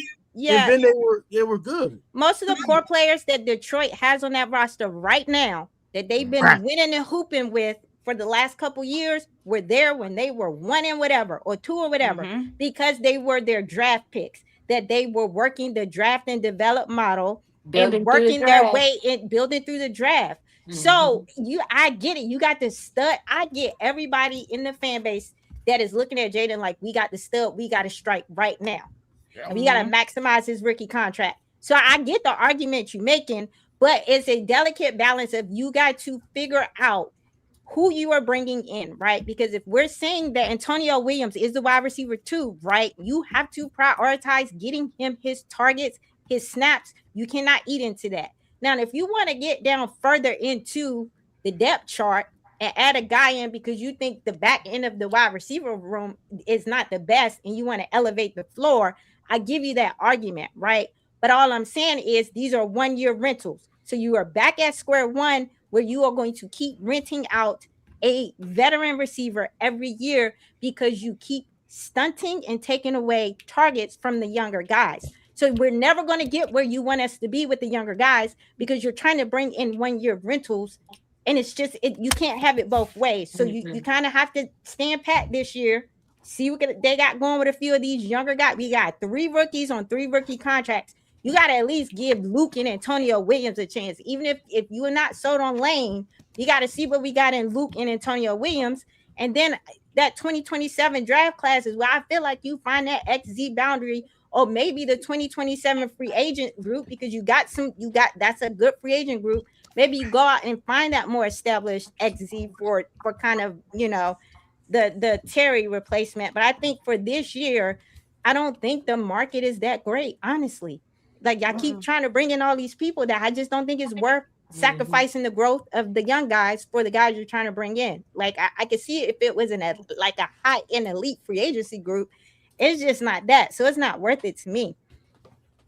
You got Pickens and Olave next year. We'll see. We'll see what happens. If we win 5 games, we're gonna get. Hey, listen. This team is not 27. A coach that has we're gonna get the Ohio State guy if we don't win enough games. Jeremiah Smith. Hey, trade the house for Jeremiah Smith. Don't even wish that upon us, please. I don't want to be bad. I don't want to be bad. Anybody not named Jaden is available. Anyone not named Jaden is available. Terry, sorry, you're available for trade next year if it's Jeremiah Smith.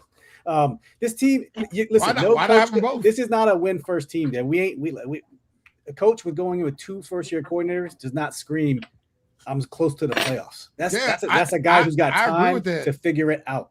My problem is why though. I don't think we might get 8 wins. We're lucky if we get 8 wins. I think 7 is closer. 7, maybe 7.5 is what I put my money on. If this was Vegas, that's my high end. You said why? Because y'all was just picking number 2 in the draft about 2 years ago, bro. Like I don't know why y'all thought that it would. I think.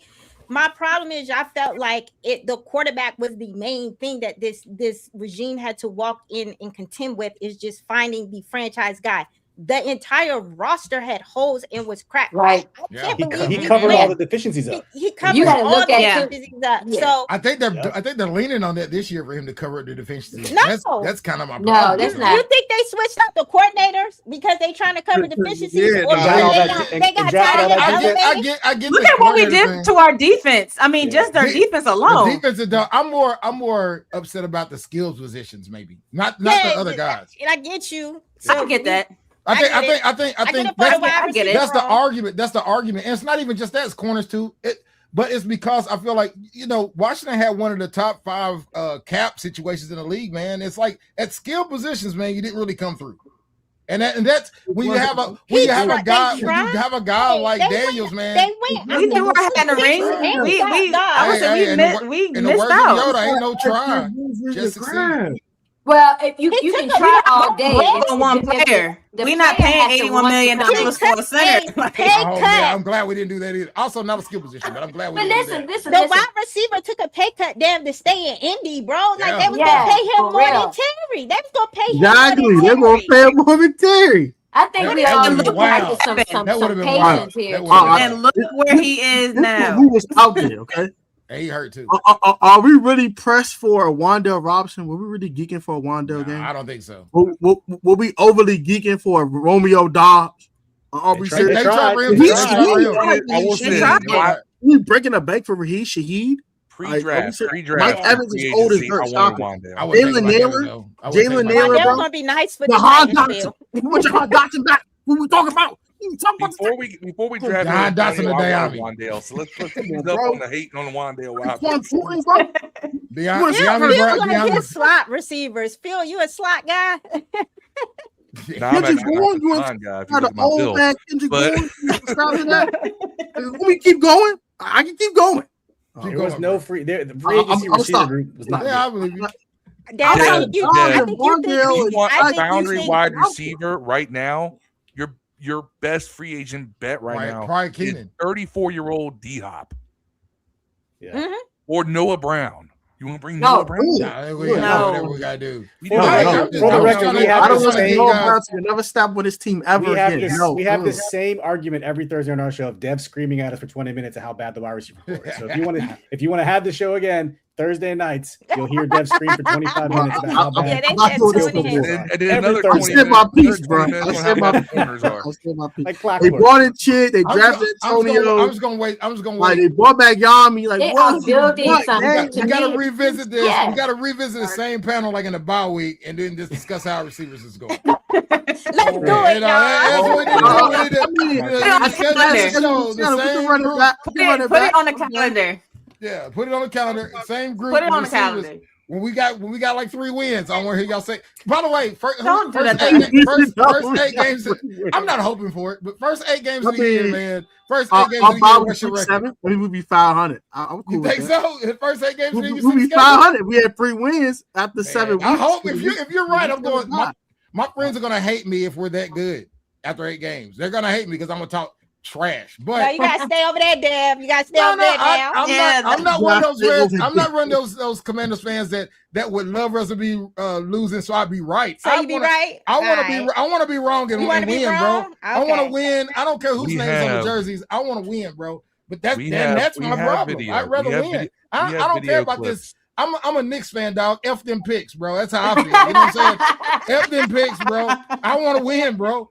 I don't care if you trade these dudes for another receiver, dog. Go get Jettis. Do something, bro. Well, I'm not saying go get the Thomas kid in Jacksonville. Do something, bro. Well, I think that's a good segue because I tried to make out like who do we like? You had a question about AP usually trade someone, and so I think that's that's a good segue.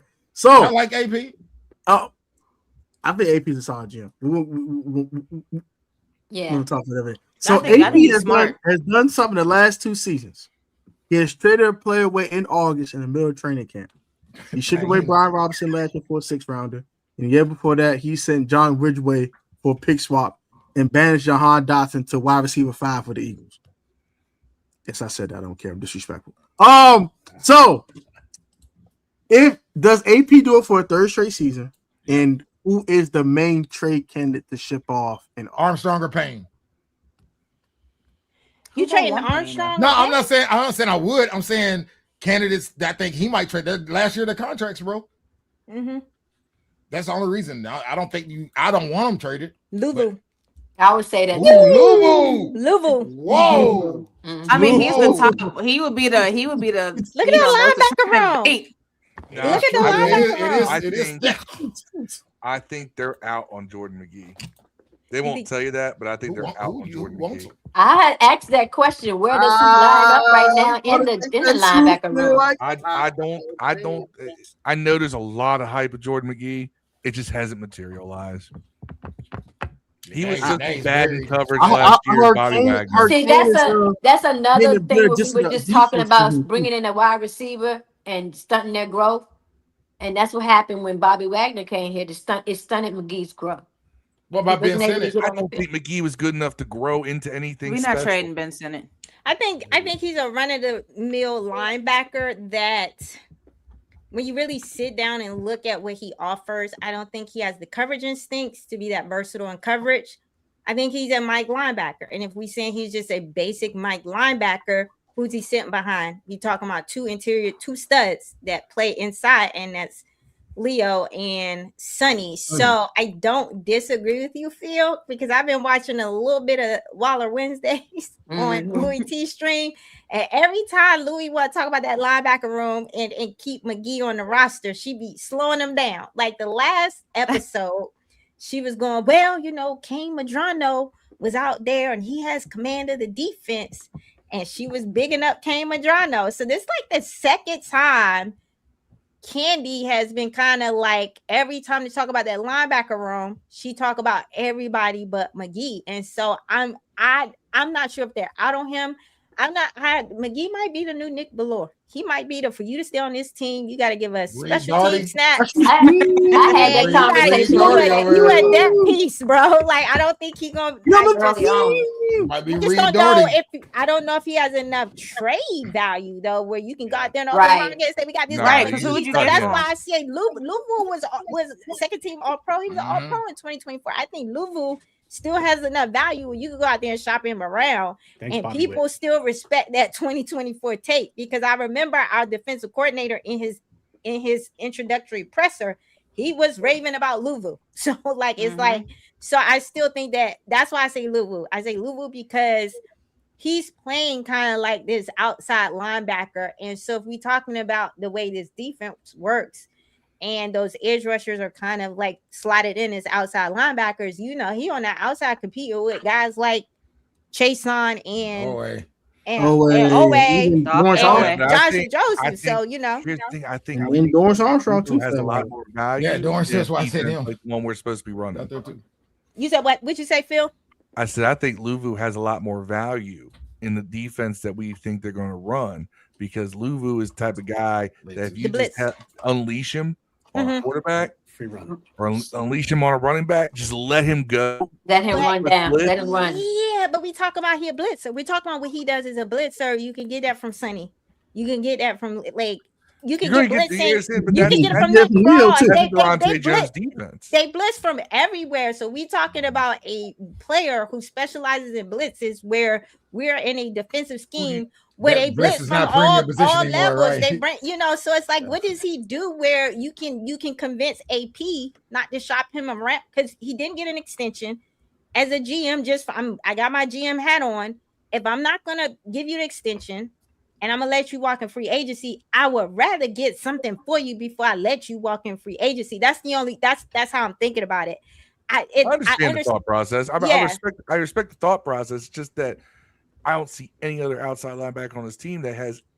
I mean, Louisville didn't do great in coverage either, but is there anybody who's going to do any better? Nick Cross is a he gives you them linebacker. He plays like a linebacker. They used him in Anarumo's defense as a linebacker sometimes, and they used him in blitzing and all that. So I just want pencil in Louisville as this blitzing piece because of like the way they say they're all X's, and that's why he likes all these hybridized versatile players. Mm-hmm. So that's why I'm like, sometimes I know we see Nick Cross is a box safety. Nick Cross also to me feels like the Josh Metellus piece, and how they use Josh Metellus. He was a linebacker in some looks, even though he's a safety, and they did kind of use him in that way. So all I'm saying is you have a lot of different guys that if AP is like, look, man, I need to get something for this guy, Durante. Can you make do without him? I think Durante can look at his scheme and all the pieces he's got and go, yeah, we can make do without Louisville. That's all I'm saying. Like, if I don't know. I think Nick Cross, because he can play back, is going to be back more just to keep the corners, give the corners help. He can play center field. He can play in the box. He's very if versatile. they pencil in him as a post safety and a free safety, that is malpractice because that young man, he can do both. You understand that's a Durante Jones defense. They're going to have guys all over the field. I just would rather they put Will Harris back there then because you got that man's speed and his physicality and what he does coming off the edge. The best box safety in the league. I can't pencil him as a free safety. He can play center field as a true free safety too. But that versatility, he's a hell of a lot better at than Quan Martin. Yeah. That was my candidate anyway. My candidate was Jartavius. So they gotta go. Listen, man. I know y'all know how I feel about this safety room. I don't want to have the way Dev feels about this wide receiver room. How I feel about the safety room. I like the safeties more than the corner. The safeties I think are manageable, but the corners, I don't know. Yeah, we got a bunch of special safeties are way worse than the cornerback from town. I like Cross. I like Cross. That's all we have. We have Nick Cross. I like Will Harris. Will Harris. Will Harris. I think he's good. I think he's good. Will Harris is average. Will Harris is I think he's solid. I give him a solid. Right now, I don't know who's good or solid at corner. Who's good or solid at corner? Who's good at corner? Mikey. Who is it? Come on, bro. You can't say that with a straight face. You can't say that with a straight face, bro. You can't say that. I mean, and you know what's crazy? Because Mikey's probably the most likable guy on the team, bro. Everyone loves the dude. I love Mikey. I want him to be good, dog. He's not. You know what I'm saying? He's okay. I don't think he's bad though. I hope he balls up, man. I hope Mikey proves everybody wrong, bro. I'm a fan of getting him his shot to see what he does, dog. I just don't believe he's gonna do it. I got nothing for you, Dave. He kind of had a bad year last year. I got nothing. I mean, I can't push back on you, bro. When Will Harris was playing, the secondary looked better. So that's why that's a low bar though, because we talk about. I will take it. I will take it. I will take a Nick Cross and an average guy at safety over what we had last year. When Will Harris was not in. When Quan was back there. All right, because Percy Butler just never got it. Yeah, what happened to him? He's still on the team. Right. He's there. He got an extension too, like a year or something. Just got married. Congratulations, bro. Congrats, Percy. My man. What's that, Tone? All that man Percy is core special team. If I ever see Percy plays defensive snaps, we throwing hands. Man, you know, everybody has a job. Like go out there and play any defensive snap. I'm running down and throwing hands. No, we got Jeremy. What's his face too? Also special teams demon, but you know what I'm saying? Revo. I'd rather see Revo. I don't want him in the post either. You're right. But I'd rather have those guys playing. I'd rather have those guys playing. We got $50 million box safeties, y'all. That's all I'm saying. Like they all play the same. Somebody got to go.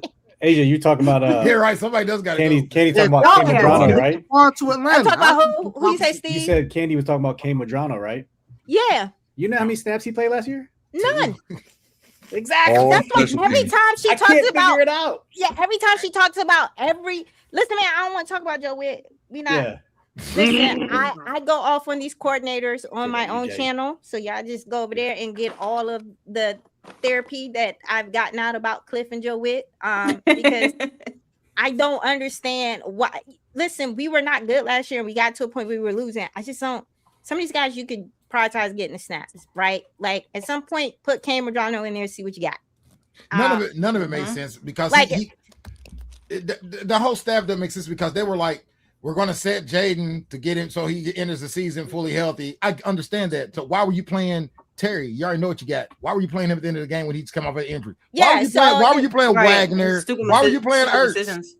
Why were you playing Ertz and Wagner? Why was the Ertz in there? Probably if you prioritize getting Ben Simmons some developmental snaps in the thing. Ertz probably doesn't blow his ACL. Y'all woke up Steve. I mentioned Ben Simmons. Don't get me started on my guy. It's my boy. Kingsbury. Don't get me started on that. You think it was Cliff who made that call though? Yes. Yes. Heck yeah. But all right, so who made the call on defense? Why was Wagner playing? Why was he in there at the end of the year? Joe Witt was fired by then, bro. Joe Witt got fired before all that. They didn't have anybody nobody behind him. They had McGee and Madrano and all them dudes. You notice when DQ took over, the younger players started playing more. But up until that point, they had very rigid schemes that were built around very specific players. Even if you wanted to, like Cliff built his whole thing around Zach Ertz, JD, and Austin Eckler, and then Terry. And then when those pieces started to go down, his whole playbook fell apart. That is what happens when you have a schemer that does not have the versatility in the play calling and the scheme. So his entire playbook was built around Zach Ertz. So that's why he didn't want to take Zach Ertz off the field because, hey, man, you make me right. I don't have to do any work as a play caller or a schemer when I got my guys. I got my guy, A6 Savy. A6 Savy. And then he turned Jaden Daniels into a running back. That's why I've been kind of bummed out on the record of next year because I see it like you were saying earlier, there's no way he has a short leash with all these new changes. But I'm like, man, it's hard to go into a season where you got a young quarterback who didn't get a lot of snaps last year because he was injured. Then you're going with a new offensive and defensive coordinator, all new. And then you got all these other new pieces fitting in at the same time. And you got like one of the probably less talented skill positions in the division, if not the whole division.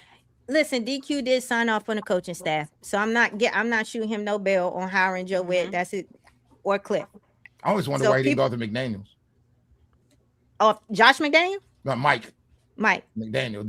How you know Mike didn't want to come here? You think so? You think he got asked? I didn't know if he even got asked. I do not think this was an appealing job. Like I think we got who we could get. It wasn't. It was not appealing. Really? You don't think so? Was Jaden not appealing? No, it was not. No, it was not because of Jaden. It was that front office. We had a bad reputation. You think people trying to come in here? No, I'm talking about like. I mean, we got an all new squad since that all happened. I'm talking about that's because our reputation has improved with them player surveys and everything. Yeah. But like when 2024 when they were cobbling together that staff, I don't think they had a lot of. No, I'm talking about this year. I wonder why they didn't go with McDaniel that left Miami because Ben Johnson is that guy, and McDaniels didn't want to stay on the East Coast. He's friends with DQ. No. I'm talking about our coordinator. Why wouldn't we go with McDaniel over the guy we picked this year? Wow. Mike McDaniel over Ben Johnson because not Ben. We ain't got David Blau. Yeah. Because Mike McDaniel did not want to come here. He wants to be on the West Coast. He didn't want to be on the East Coast. He wanted to be on the West Coast. He said that. I know he said that. Checked in with him. I didn't know. David Blau. No, David Blau is supposed to be that guy. So David Blau is like right. Yeah, that's how I feel about Flores. I think they wanted Flores. I look at my hard knocks. Blah blah blah. Yeah, I think they wanted Flores as a defense coordinator, but I believe Flores put it a bug in the air about Devontae Jones. Yeah, he came in for an interview and Mhm. was like, "This the guy for you." So yeah, no, I like the coordinators. I do too. Yeah, I think that like the coordinators are what we need. Those schemes are what we need. Like everything they trying to do. But like I just think that I'm not gonna. I heard he wanted Shoddy. He wanted to bring Shoddy over with him as the OC. That's vanilla as hell. I don't like. You don't want Dallas offense. What are you talking about? I like Blau over him, man. I like Blau. You don't want. Hold on, Dan. I like You Blau, mean to bro. tell me you I like don't Blau, want bro. you don't want Dallas's high-powered offense because I do like Dallas high-powered offense. Dallas has a lot of high-powered skill position players too. I don't know if that looks the same. All of this is play action boot, and that's what we. It sounds good, man, but I don't know if it looks the same, man. With McCaffrey and Burt. And Bill, okay. even though I like Bill, I love Bill. Okay. I don't know if it looks the same. I don't know if that looks the same. Okay. I like Blau. I like Blau. They got CD and George Pickens, so it's fair. I can't argue that. They got 2 wide receiver ones over there, so I got to let you. They got a couple. They got a couple things. Dak is. I don't want to big up no Dallas players, bro. But Dak's a good quarterback. Dak's solid, man. You know, Dak's better than solid. Honestly, you know, he's solid. Dak is pretty darn. Look, she ain't giving it to him. Yeah, he's all right, you know. Somebody who's Commanders table, who's allegedly, was that for David Blau or for, I think it's implied they all have to prove it. So like, I think that's implied. That's every year, yeah. But like all these guys, at some point, the guy that's over there being elite with the Rams, McVay had to prove it. Like all of these great guys had to prove it. McVay didn't have to prove it. McVay this is the best time to install something like this. Ben Johnson had to prove it at some point. Brian Flores had to prove it at some point. I think that is implied with all of these guys. You know, everybody has to prove it. That you still can't dismiss the fact that they come in highly recommended by people in this league that are people we respect. Like, so I can't ignore what Ben Johnson says about a David Blau. He's one of the elite minds. I can't ignore what Dan Campbell has to say about a David Blau. You know, I can't ignore what a Brian Flores. Yeah, I can't. I like Blau. I want to see what he does too. Yeah, I can't ignore what Brian Flores says about Devontae Jones, who Devontae Jones has been over there helping him build the back end of his defense for the defense, by the way, that leads the league in turnovers. So yeah, I like everybody gets recommended for a job, right? And then you go in and you still have to prove it, but that doesn't mean you can't get excited about. I'm excited because we've seen that already. Where we've had first time coordinators come up and now they're head coaches in the league. McVay, we're like Coach O'Connell. Same thing. And we ended up letting him go. Why? I think he was talking about people getting fired, though, right? I think he's thinking that if when he said he's grass, if this new pair sucks, I think he's talking about DQ being grass. If this but he should be, because it's like he's responsible. Like that comes with that. He was going to be. Is he responsible or AP? You think? DQ is responsible for hiring the coaching staff. That's DQ is the coaching staff. Like I didn't know who made the hire. At the end DQ is the coaching staff. It's St. Snyder and Allen. The coaches hired. He's putting it all. That's generally how it goes. It's a frat that they're going to big up their guys. That's every job, bro. It's like that's every job. Like that is every job. Like it is about who you know, and then if you see a coordinator that comes up with as much hype as those two have come up with, it's usually turned out well. Mike McDaniel was that way. Sean McVay was that way. Kevin O'Connell was that way. You can go through. There's a whole list of it. Who's the coach that went down to Jacksonville? My man did a little stint with McVay. Had everybody who has that McVay tree experience, they get all of these jobs because they work for McVay. So that's just kind of how it goes. And the new coach for Baltimore, he young too. He came from there, didn't he? Mentor, whatever his name is. Mentor. Mentors. So that's just kind of how the NFL is. If you work for somebody's tree, Depending on that tree you on, that's I think that's where hurt Cliff. Cliff don't have a tree that he came from. He just Cliff. So that's why he over there working with McVay, because he gotta say he worked. He gotta start somewhere. I worked in the McVay system. So now that when he go out and try it again, they'll respect him. So that's the modern day NFL. Everybody trying to pluck from a tree. Cliff is a quarterback whisperer. I don't think he's an offense whisperer. I think he's a glorified quarterback coach too, Phil. I think he's a who's that? Be Cliff. Yeah, I agree with you. He's a college coach. He's a college coach. I wish he'd go back to college. Yeah. If Cliff were to open up one of these quarterback schools, he'd have the best one in the country. No, for real. Oh yeah, he could. Yeah, he would definitely. Yeah, no. I mean, if John Beck can have a quarterback school, Cliff Kingsbury can have a quarterback school. Man, same with Jordan Palmer. Is that his brother that's playing for the Arizona Cardinals? Who? The Beck? Carson Beck? Carson Beck? No. They're not related. Carson Beck was a Miami boy. Yeah, they say he's doing like medicine balls. He's not related. If they were related, Carson Beck should never got drafted. Respect. Carson Beck was doing medicine balls out there. I watched my Louisville Cardinals pound him out one time, man. Yeah. Pause. Yeah. Kilfoot was running college. Yes, I hated that. Listen, man. And he did not move Terry. Yeah. Honestly, no, he didn't. Yeah, he didn't. He stayed in the same place. Yeah, he promised he would before the season. Jaden ended up being a running back. Yep. He's the high. That's what I said. I said Jordan Palmer. Quarterback. That's true. Jordan Palmer's another one. Got quarterback school. Puts out a lot of talented quarterbacks. But it's like the one reason a lot of people are strangely hyped. Oh, Diami's back. I'm like, Diami Brown did nothing here except for one season where he caught a whole bunch of screen passes in Cliff's offense. Playoff Diami, boy. Playoff Yami, like you unmatched though. No. Your NFC title game. We're right back to being good old Brown. Sorry, because everyone was waiting for him to break out as this big, deep threat receiver. Blah blah blah blah. Oh, he's gonna do these great things, and year after year didn't do nothing.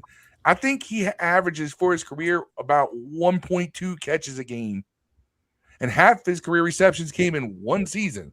I'm not hitching my wagon to that. I would say, Phil, though, 6 feet tall and can run a 4.340. I would say though, like I wasn't hyped for Diami. Y'all probably know I'm probably the biggest Diami Brown hater in this whole damn community. So if I'm saying something positive about the guy, you're second to me. Trust me. That's fine. All right, I'll take second. I don't care. Fine. He did fill in a role in 2024. He's the one guy outside Terry that could take the top off the defense. We missed. He's the only guy outside Terry McLaurin. Never did. When did he take the top off the defense? All right, so one time during the entire regular season. When you come with examples, I can gladly do that. Week 5 versus the Browns before halftime. Play action, faking, shotgun.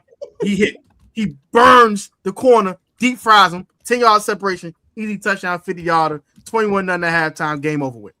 Right. Another example, back in the end zone, we on the 6-yard line versus the Eagles.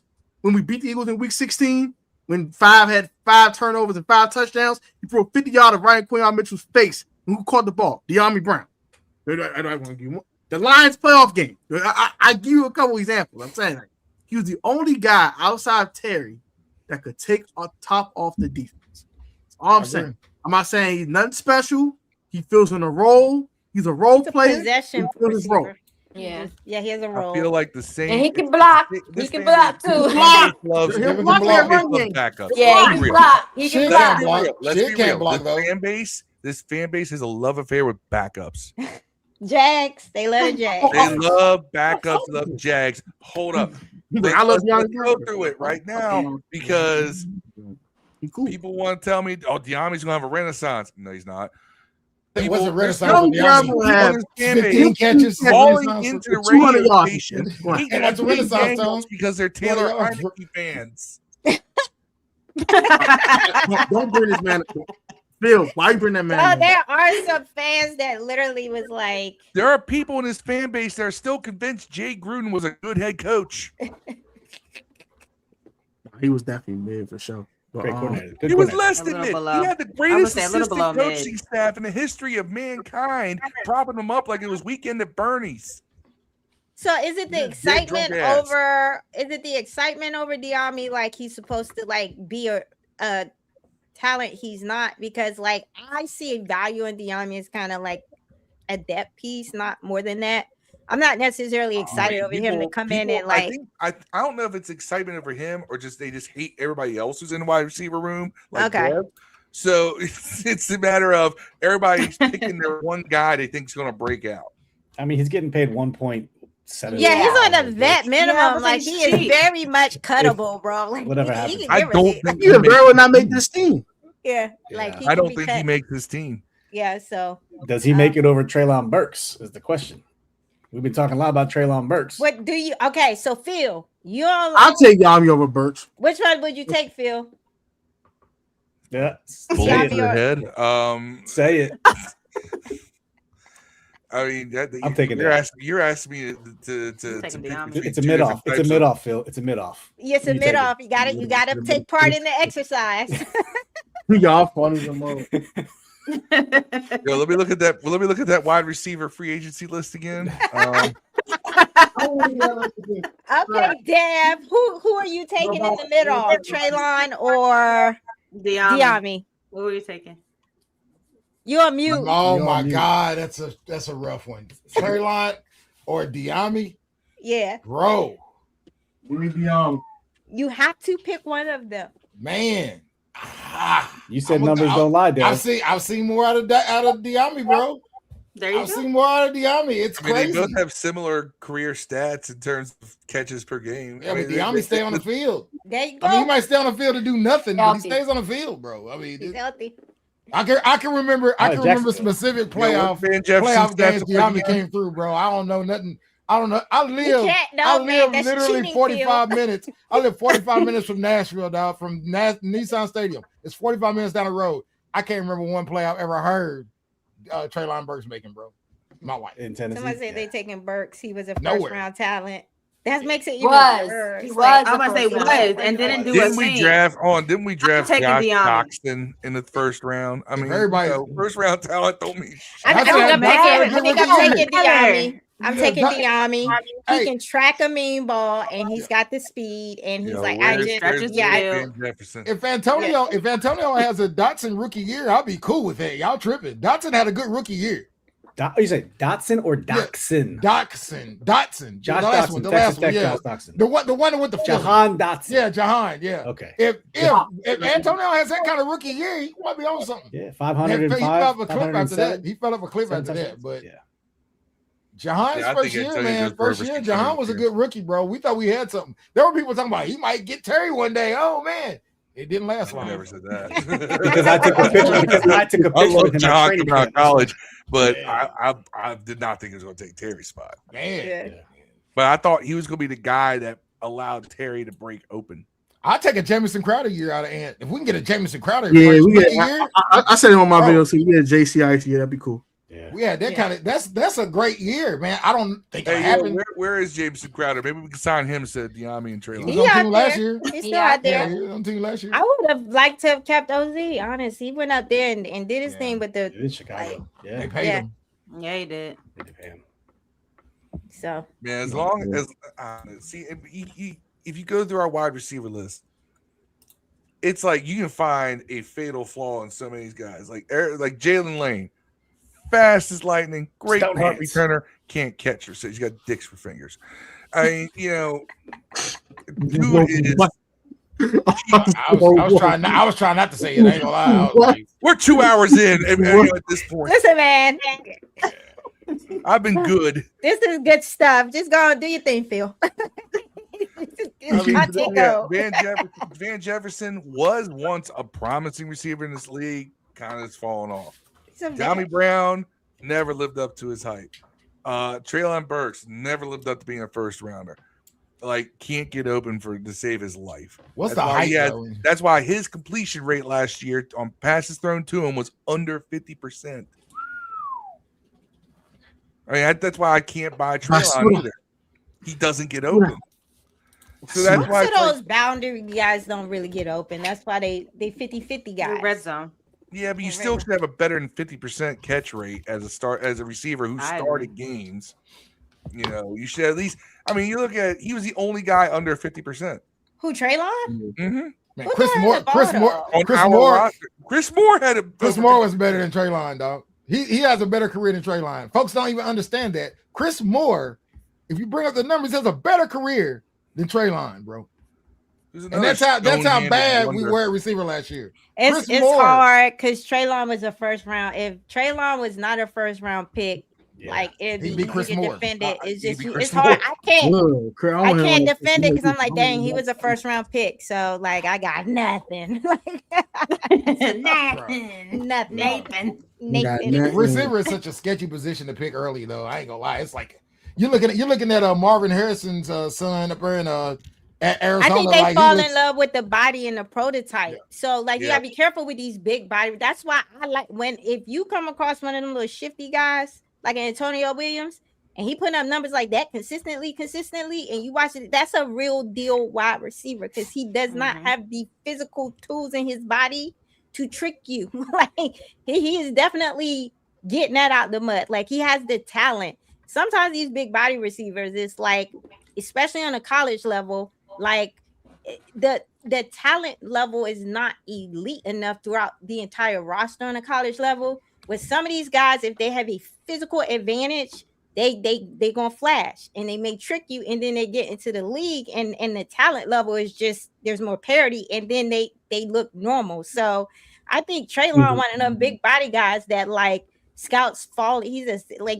Scouts fall in love with them type of body types, and then when you get in, you realize maybe he's not as the most refined route runner, or maybe he don't have a route tree. Or maybe I feel like he has all that, it just never works. So, that's why I don't like Jalen Lane. Jalen Lane's got a limited route tree and no hands. Yeah, no, I don't think, like, if you look at how they use him in Arkansas, like, they did a lot of stuff with him, like, in motion, kind of like he was in halfback looks. They did a lot of little gadgety stuff with Treylon. Yeah, so it's like, I just think sometimes with the big body receivers, you got to be careful. And I think that's kind of where you see with BTJ and Marvin Harrison is like, oh, maybe you're not as much of a sudden separator as some of these other guys. Like when you're just a big body receiver that right now you can't necessarily consistently win on these corners on the NFL level. So I do think sometimes it get a little sketchy with the big body guys. If you're a long strider, runner, you can't get by on that anymore. You remember people used to be like, there was actually a big section of our fan base that was like, hey man, keep Howell and draft Harrison Jr. Remember that? Remember people were saying that? They were like, hey, let's keep I don't know about Harrison Jr., but I did want to I was interested in keeping Howell and drafting a left tackle. I saw Sam. I went to UNC Chapel Hill. I saw the Sam Howell and Drake May experience. I know what type of quarterbacks they are. Sam Howell and De'Ami Brown connection too. Yeah, I like Sam Howell to college. I'm a Louisville guy, so I watch ACC games. Yeah, so both that system allowed a quarterback to cook. It was a lot of explosives, but they were very much runners. They were one read RPO. My first read not there. Bring it down, run it. So you just had that's almost the league now, though. Yeah, like they were not very like the ability to move through your progressions. You gotta be careful. So that's what I'm saying. Well, then again, I mean, you take a guy who's basically a rookie quarterback at Sam Howell and have him drop back over 600 times. Yeah, Eric Bieniemy can do no. They can't help him out. Oh, by the way, Eric Bieniemy. Prayers out to his wife. His wife. Yeah. She all right? Did she make it, or am I think she's stable. The last I saw her. Yeah. Oh. And it was the son that did it. Mm-hmm. Really? Yeah. Her own son shot him on. Wow. Man. I don't feel over there cooking up some jokes, man. I can see his face. No, not on that one, man. Not on that one. I guess it was. No, I got limits. I don't have many, but that's a limit. That's the limit. Yeah. That's a little wild. Chill out. It is. I love EB, dog. I mean, as a dude, I hope everything works out for him, man. His wife. Nah, for real. But you know what? We upgraded to Jaden. I'm not gonna say on lie. Jaden Daniels is fantastic. I love watching the dude play. I think he's got. I think the best thing that happened to Jaden was having to face some adversity last year. Yes, get it out the way. Because I think that kind of resets your mind after you have such a good rookie season. you might get high off your own supply a little bit, off your own hype. Shoot, Cliff might still be here. We might still be running that Cliff playbook back if Jaden kept elevating it. Like, I just needed. I hate that it went the way it did, but I look back on it and was like, I needed that to happen because I needed to get Cliff out of here. Yeah. Like, I hope it works out like that. I hope Cliff was kind of a weirdo, though. He's just a weirdo. I don't know. What's that one coach in college that nobody likes? He went from Ole Miss to LSU. What was his name? Lane Kiffin. Lane Kiffin. He reminds me of him, man. You say he the Lane Kiffin of the NFL? Yeah, he's like the Lane Kiffin. He's lame Kiffin. You know what I'm saying? Lane Kiffin. But I mean, like I said, I liked a lot of his schemes. I just didn't like his play calling and when he chose to do certain things. I was like, you got the right idea, but you're doing it at the wrong time. Feels like, I like him as offensive coordinator, but the only thing I hate about him is his actually offensive coordinating. You know, like that fourth down play. Don't say it, lady. You're gonna trigger me. 4th and 1 in the rain in the pistol. And you had Mario to come in. No. I was talking about just put Jaden under center in the rain and put that ball in the running back. I'm talking about that. I'm just talking about some. Listen, Steve, I'm right there with you. Or the Vikings play where we were cooking in that opening drive in the run game, walking it down on them, running that ball, and he get it in the red zone and throw 4 straight passes. And throw one of Brandon Coleman too. And skipped it up for Brandon Coleman. Y'all saw Jaden was like, I really don't want to be running this play. Like, you can see Jaden was like, I'm not trying to clip. He did not want to throw that ball to Brandon Coleman. Coleman get more targets and send it and bait. Cooking this up. Brandon Coleman, what you got? Brandon Coleman. Like, I know I want to be in the huddle when he sent that play in for Brandon Coleman. I know everybody in the huddle was like, bro, what are y'all doing? What are you doing? Bates is like, man, y'all pay me $4 million a catch out here. And this was when Brandon Coleman was like healthy scratches too. So he was like he wasn't really starting. They would send him in as kind of like the extra lineman on heavy looks. So they just sent them in like, I was like, bro, he barely playing and you sending him in there as the extra. You know what? You know who Jaden threw his first touchdown to, right? Trent Scott. So he's like, Scott, I'm in my bag. Brandon Coleman, let's go. Cliff needs to do stuff. I'll be like, where the run game at, Cliff? My man Cliff threw that thing 40 times in the Green Bay game. I said, against this pass rush, we drop it back 40 times. Oh, I mean, he benched Bill for like 3 straight games, and the man I did not understand that. Doghouse. That's what I'm saying. None of the Bill could have had over 1,000 yards last year. I felt like Cliff was being petty. They would be in the hey Cliff, we gotta run it more. Cliff be like, and then come out and do his own thing. Like, I think how do y'all feel about the running back room? Do y'all feel like this? Oh, I like it. Yeah. That's the competition I'm looking forward to, actually. Who you keeping, Miss K? 3 or 4? You keeping 4? I would say I want to keep 4. That means Rodriguez or whatever is gonna be not Rodriguez. McNichols. McNichols is gonna be gone in your book then, or Ford. Who's the 4th one? Who the 4th you keeping? Ford, no, you keeping 4?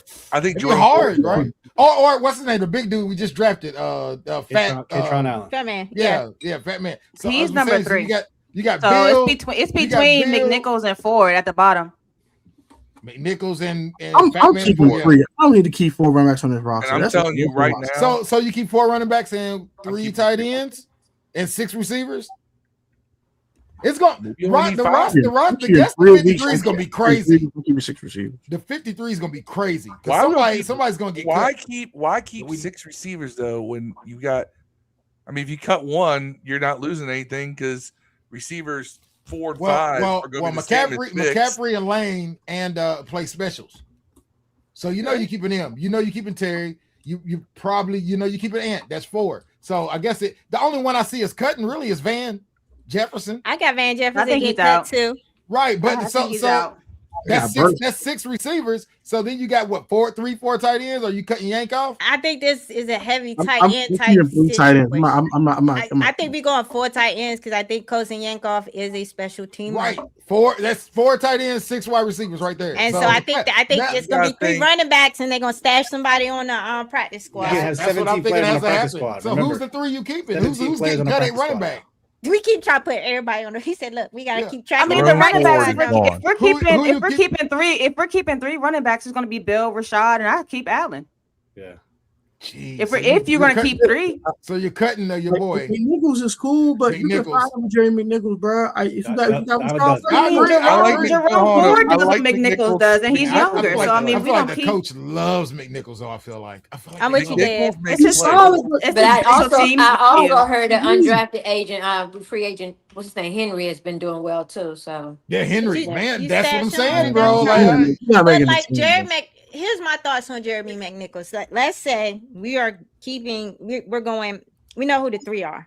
So you got Bill as your outside zone rusher, right? And then you got Rashad White that is kind of your pass catching back. And then you have Katron that's kind of your thumper power in between the numbers. You have 3 backs that excel at very specific things and what they do.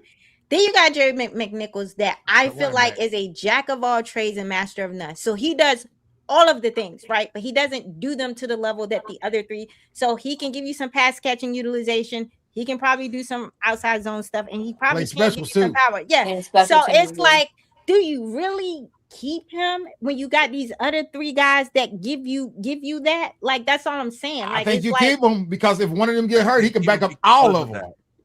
I think you keep him because he backs up all of them. I got that. I'm keeping my eye on that because I'm telling you right now, if Bill steps it up as a pass catcher, and if Rashad White shows me he can be an effective, efficient outside zone runner, I'm not keeping Jeremy McNichols because now I have more everything kind of like that was the reason why they kept Jeremy McNichols, because you had 2 running backs in the room that couldn't give you more than just running the ball, and that was C-Rod and that was Bill. Like after Austin Eckler went down, Jeremy McNichols was kind of the only running back in the room. That's why after a while you was looking at him, he's like, let's see, right? Like you saw Jeremy McNichols being prioritized because for Cliff loves that pass catching running back. Like Austin Eckler was his guy. His playbook fell apart when he blew his Achilles. They kept 4 last year, though, right? Huh? They kept 4 last year, right? They kept 4, but they barely used 2 of them because he wanted the pass catching guy, which is Jeremy McNichols. Like he phased Bill and C-Rod out because they couldn't catch the ball and play in the pass game. So that's all I'm saying is it makes sense though. If Bill shows, because with McNichols you don't know what he's going to do. You can put him in. That's why I said I get what you're saying, that you can disguise more. That's why I said it will depend on if Bill and Rashad demonstrate the ability to do more. So if Bill comes in and he steps it up as a pass catcher, you can disguise more, right? Because now he's giving you the outside run and he can do the boot. He can be a pass catching back. If Rashad White gives you more than just pass catching and shows to be an effective runner, you got your first 2 running backs where you can get as much versatility and disguises off in the offense as possible. So that's why I said that's why you maybe can let a Jeremy McNichols go if Rashad White and Bill shows that versatility. But if we I just go don't in, see it out of Bill. Rashad White, I can see it because he's been a running back. He can be a pass catcher? I just never have seen it in Bill. Didn't see it in his college tape. Didn't see it in last season. So that's why I just lean towards you find, even if you end up stashing the nickel on the practice squad, or even if you have Katron Allen start on the practice squad and then bring him in later in the season, once you have a better idea of who's falling in where, because there's a new offense. So, you first couple weeks, there's going to be a lot of still kind of settling. I think McNeil makes it. You think McNichols make it? Yeah, I just don't know where you pull from. I guess you have to pull from linemen, maybe offensive line or linebackers. 6 wide receivers. I think if we're doing multiple tight end sets, I don't think you need 7. And if the looks are going to go with 5 12, wide receivers, and you got to think linebackers going to be crazy too, like slash edge. That's like 5 of them. Maybe you cut back on the offensive line a little bit. You don't need all the backup pieces, man. I say this: keep 5 wide receivers. You've got Chig. If you want to go with a 5 wide set, you can have Chig in there. That's why I think you don't keep as many wide receivers. I don't think you get to cut a tight end because Chig can't block. He's like Zach. Chig said that's a lie. You don't need him to block though. Chig said that's a lie. He said he can block. He said he can block. Yeah, he said they just didn't use him. They said some stuff about Tunsil before he came over. Chig is better than Jordan Reed as a blocker, so I'm fine with it. I don't have a problem with him blocking. I mean, I don't care if he can't block anyways. That's what we pay Bates to do. Level of blocking for a tight end. Just exist. Just be out there and put your hands up. Yeah. Just put your hands up. Bare minimum. That's Jordan Reed, for all he could do in the passing game, could he could barely block someone on Facebook. I mean, let alone block a defender. Yeah. How'd we lose our host? That was great. Ask it. I know. It's also get close to my bedtime. Yeah, my wife done came in here 3 times, man. She just shut down the stream. Yeah. She done came in here 3 times. He's like, damn, it's been over 2 hours. I'm that out. was kind of the last topic was the 53-man roster. I think we kind of covered like how do we kind of see it. It's gonna be crazy. We should do a 53-man roster team. We're taking over Tone's show, so we're scheduling that. Nah. Yeah. Tune in to Protect Sports. I wonder. I think it's gonna be the craziest thing to figure out who's gonna be on that because, like I said, there's a lot of guys that play the same positions on defense, also. Yeah. So somebody good is somebody that we like, anyways. I don't know if they're good. Those are champagne problems, Dev. Yeah. Yeah, but not in the right rooms, right? Yeah. You know what I'm saying? Why can't we have this problem at wide receiver or corner? Position group room. Man, bro. They got this dude. They're gonna have Jaden out there looking like Lamar Jackson. He's going to be Lamar Jackson, bro. In order, like the good one, in order to get 13 wins. I think. I feel like he's going to have to be that guy, bro. I think he can be, honestly. I don't think the division that strong, in my opinion. I think he can. I think we could do something. I'll be honest. I'm not high on the Giants. I think the Giants are pitiful. I think the Eagles going to take a step back. Is it back? You got to contend with the Dallas offense. Slow. I need to act. Yes. Come on, bro. So you just gotta. I think it's a division. Y'all know how this works. Is you got to win your division, like and that depends the seeding. Nobody in the East scares me. Yeah, I agree. I get you that. Nobody. Rams. Not anymore. In the whole. East. I said the NFC. But East. I feel like the Lions have taken a step back. I feel like the Bears are at their ceiling. I agree with that too. I think the Eagles are going to be good though. I think the Eagles will be 11, 12 win good. I don't see that. I think they'll be backslide to 10 wins. 10. Really? 10. Yeah. And I think Dallas is somewhere between 7 and 11 wins. They're asking that quarterback to play in a way that just is not. Jalen ain't that kind of quarterback. Jalen is late 49ers era Alex Smith to me. Early. Not early because he was terrible. I'll take Alex. But when Alex I'll Smith, take 10-5 in Washington. Alex lost his job to Cap. That's what I see Jalen Hurts as, and Alex Smith was winning a lot of games. Wasn't passing for a ton of yards, but he was managing the games. He was very mobile, could run for first downs. They had running plays designed for him.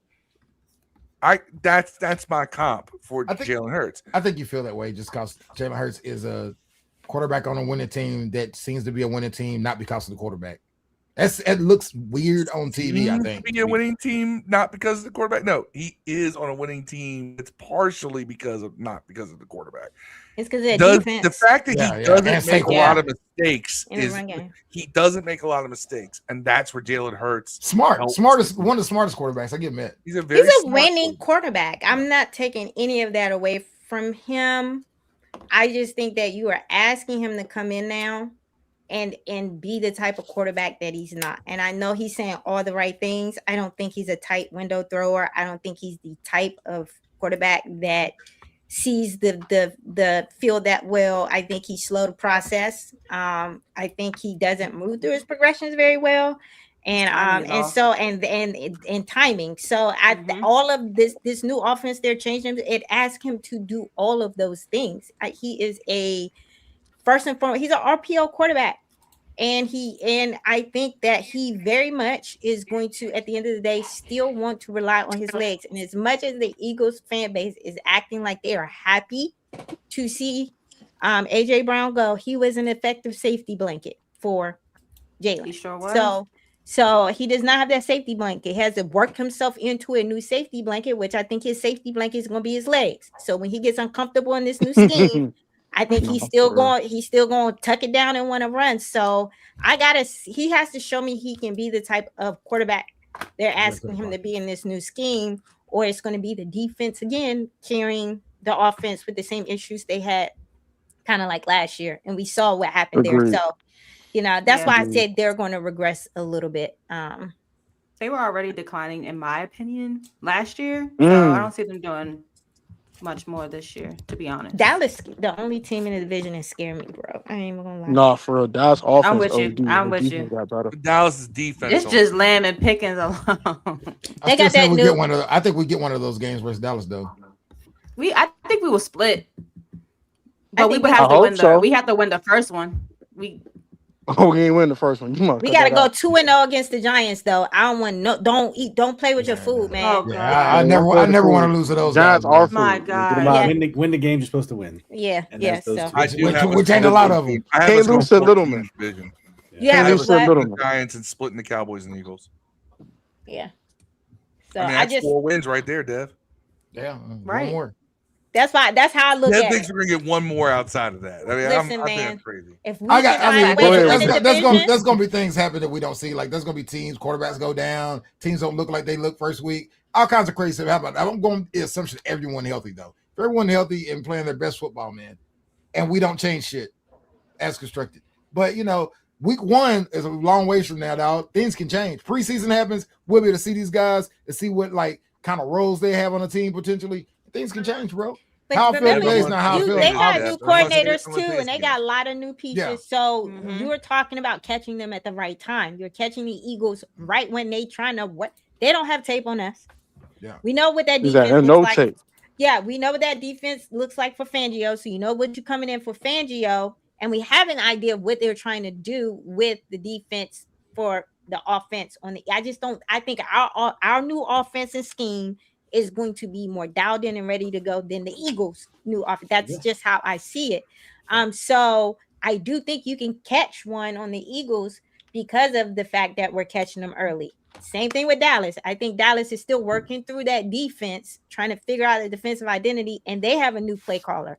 So you can catch that defense. Like we know what that offense is. Play keep away. That's how you just got to possess that ball more than them. And so and then put the ball Giants, in the end zone when you finish drive. Yeah, you got to play from ahead. Like that's what you got to do. And then for the Giants, that's a mess over there. Like you don't even know if Neighbors is going to be there. I don't even consider them in the conversation with the division. I know Giants people irrelevant. are Little looking men at get out that. the way. Well, you got to factor them in. We play them twice. Yeah, That's like I think getting our division opponents early, where they're still working through things, like we can definitely do some things to set ourselves up real nice. And I've told Dev this a few times on our pod that if you look at our roster, like you look at the individual players, there's a lot of things that may not blow you away. I do think this is a case of where the whole is greater than the sum of the parts. Some of the parts, yep. Agreed. I think that there's a lot of guys who are going to excel in these schemes the way we expect them to be done, the way we've been told them to be done. So, and with Jaden's type, he likes to spread the ball around. So, having Terry, Chig, and Antonio, and then a couple other guys after that, that's fun.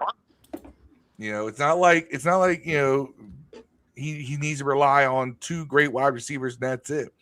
Jaden will spread the ball around. Jaden will find guys who are open, not named Luke.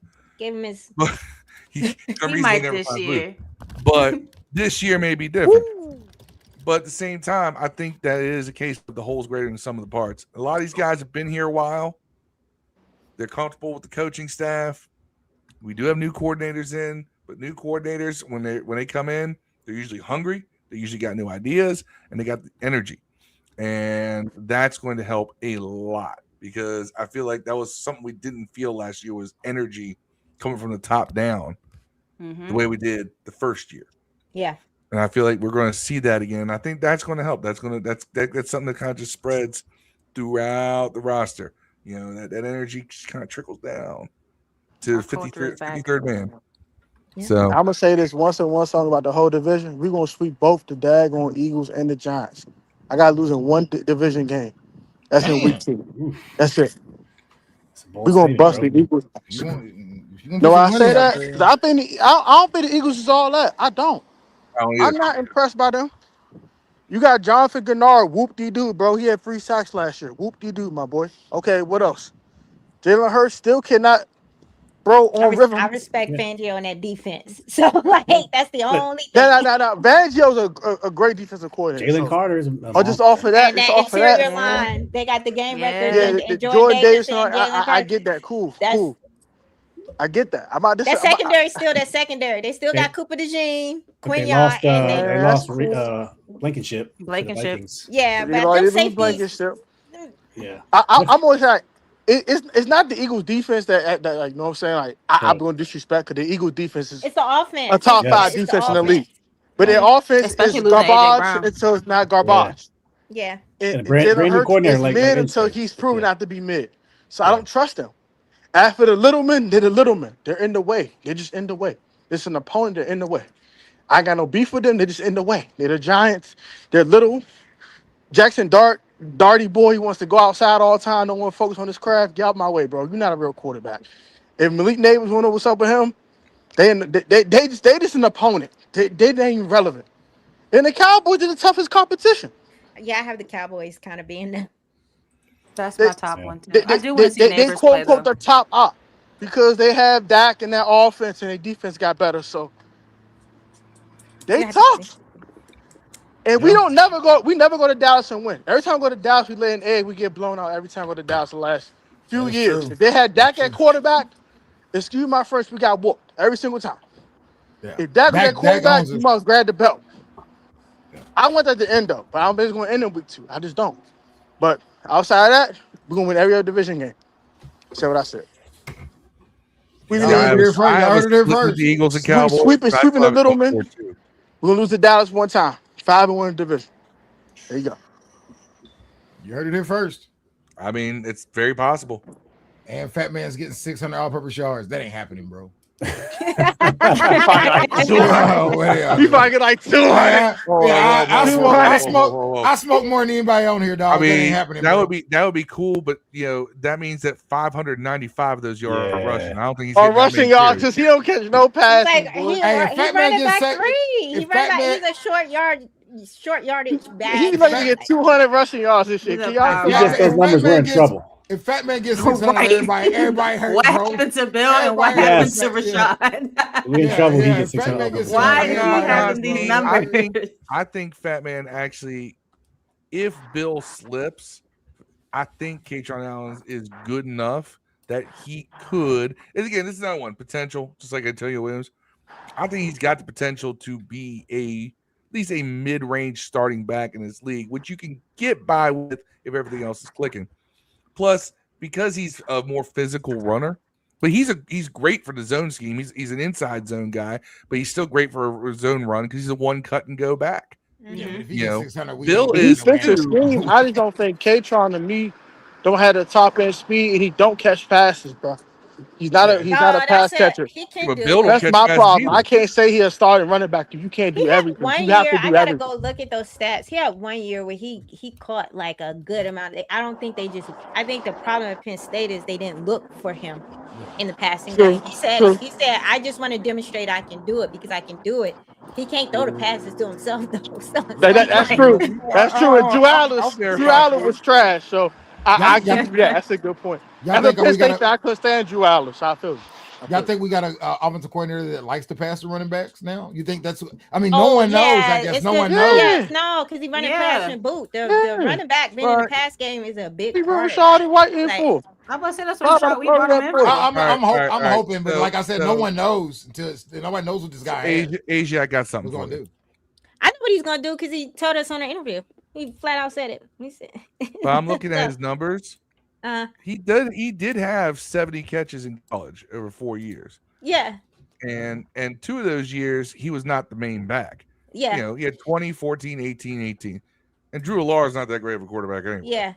So Drew Allar was trash. He's got, I don't know if he's going to get a lot of catches in the NFL. I don't know if he's pro level receiver, but I mean he's not completely unable That's to catch basically the ball. what he said. He said, I'm not useless as a pass catcher. That's basically what he said. Like, he's not saying I'm a god, he'll be Jahmyr Gibbs. He said, but if you need to put me out there and need me to catch the ball, I can do it. So I still see him as kind of like the David Montgomery type of red zone, short yardage, like power. We missed that. I love like David Montgomery. Bro. We struggled getting hard yards. Like there was like he didn't want to use C-Rod, and that's just not how did that fly get in here?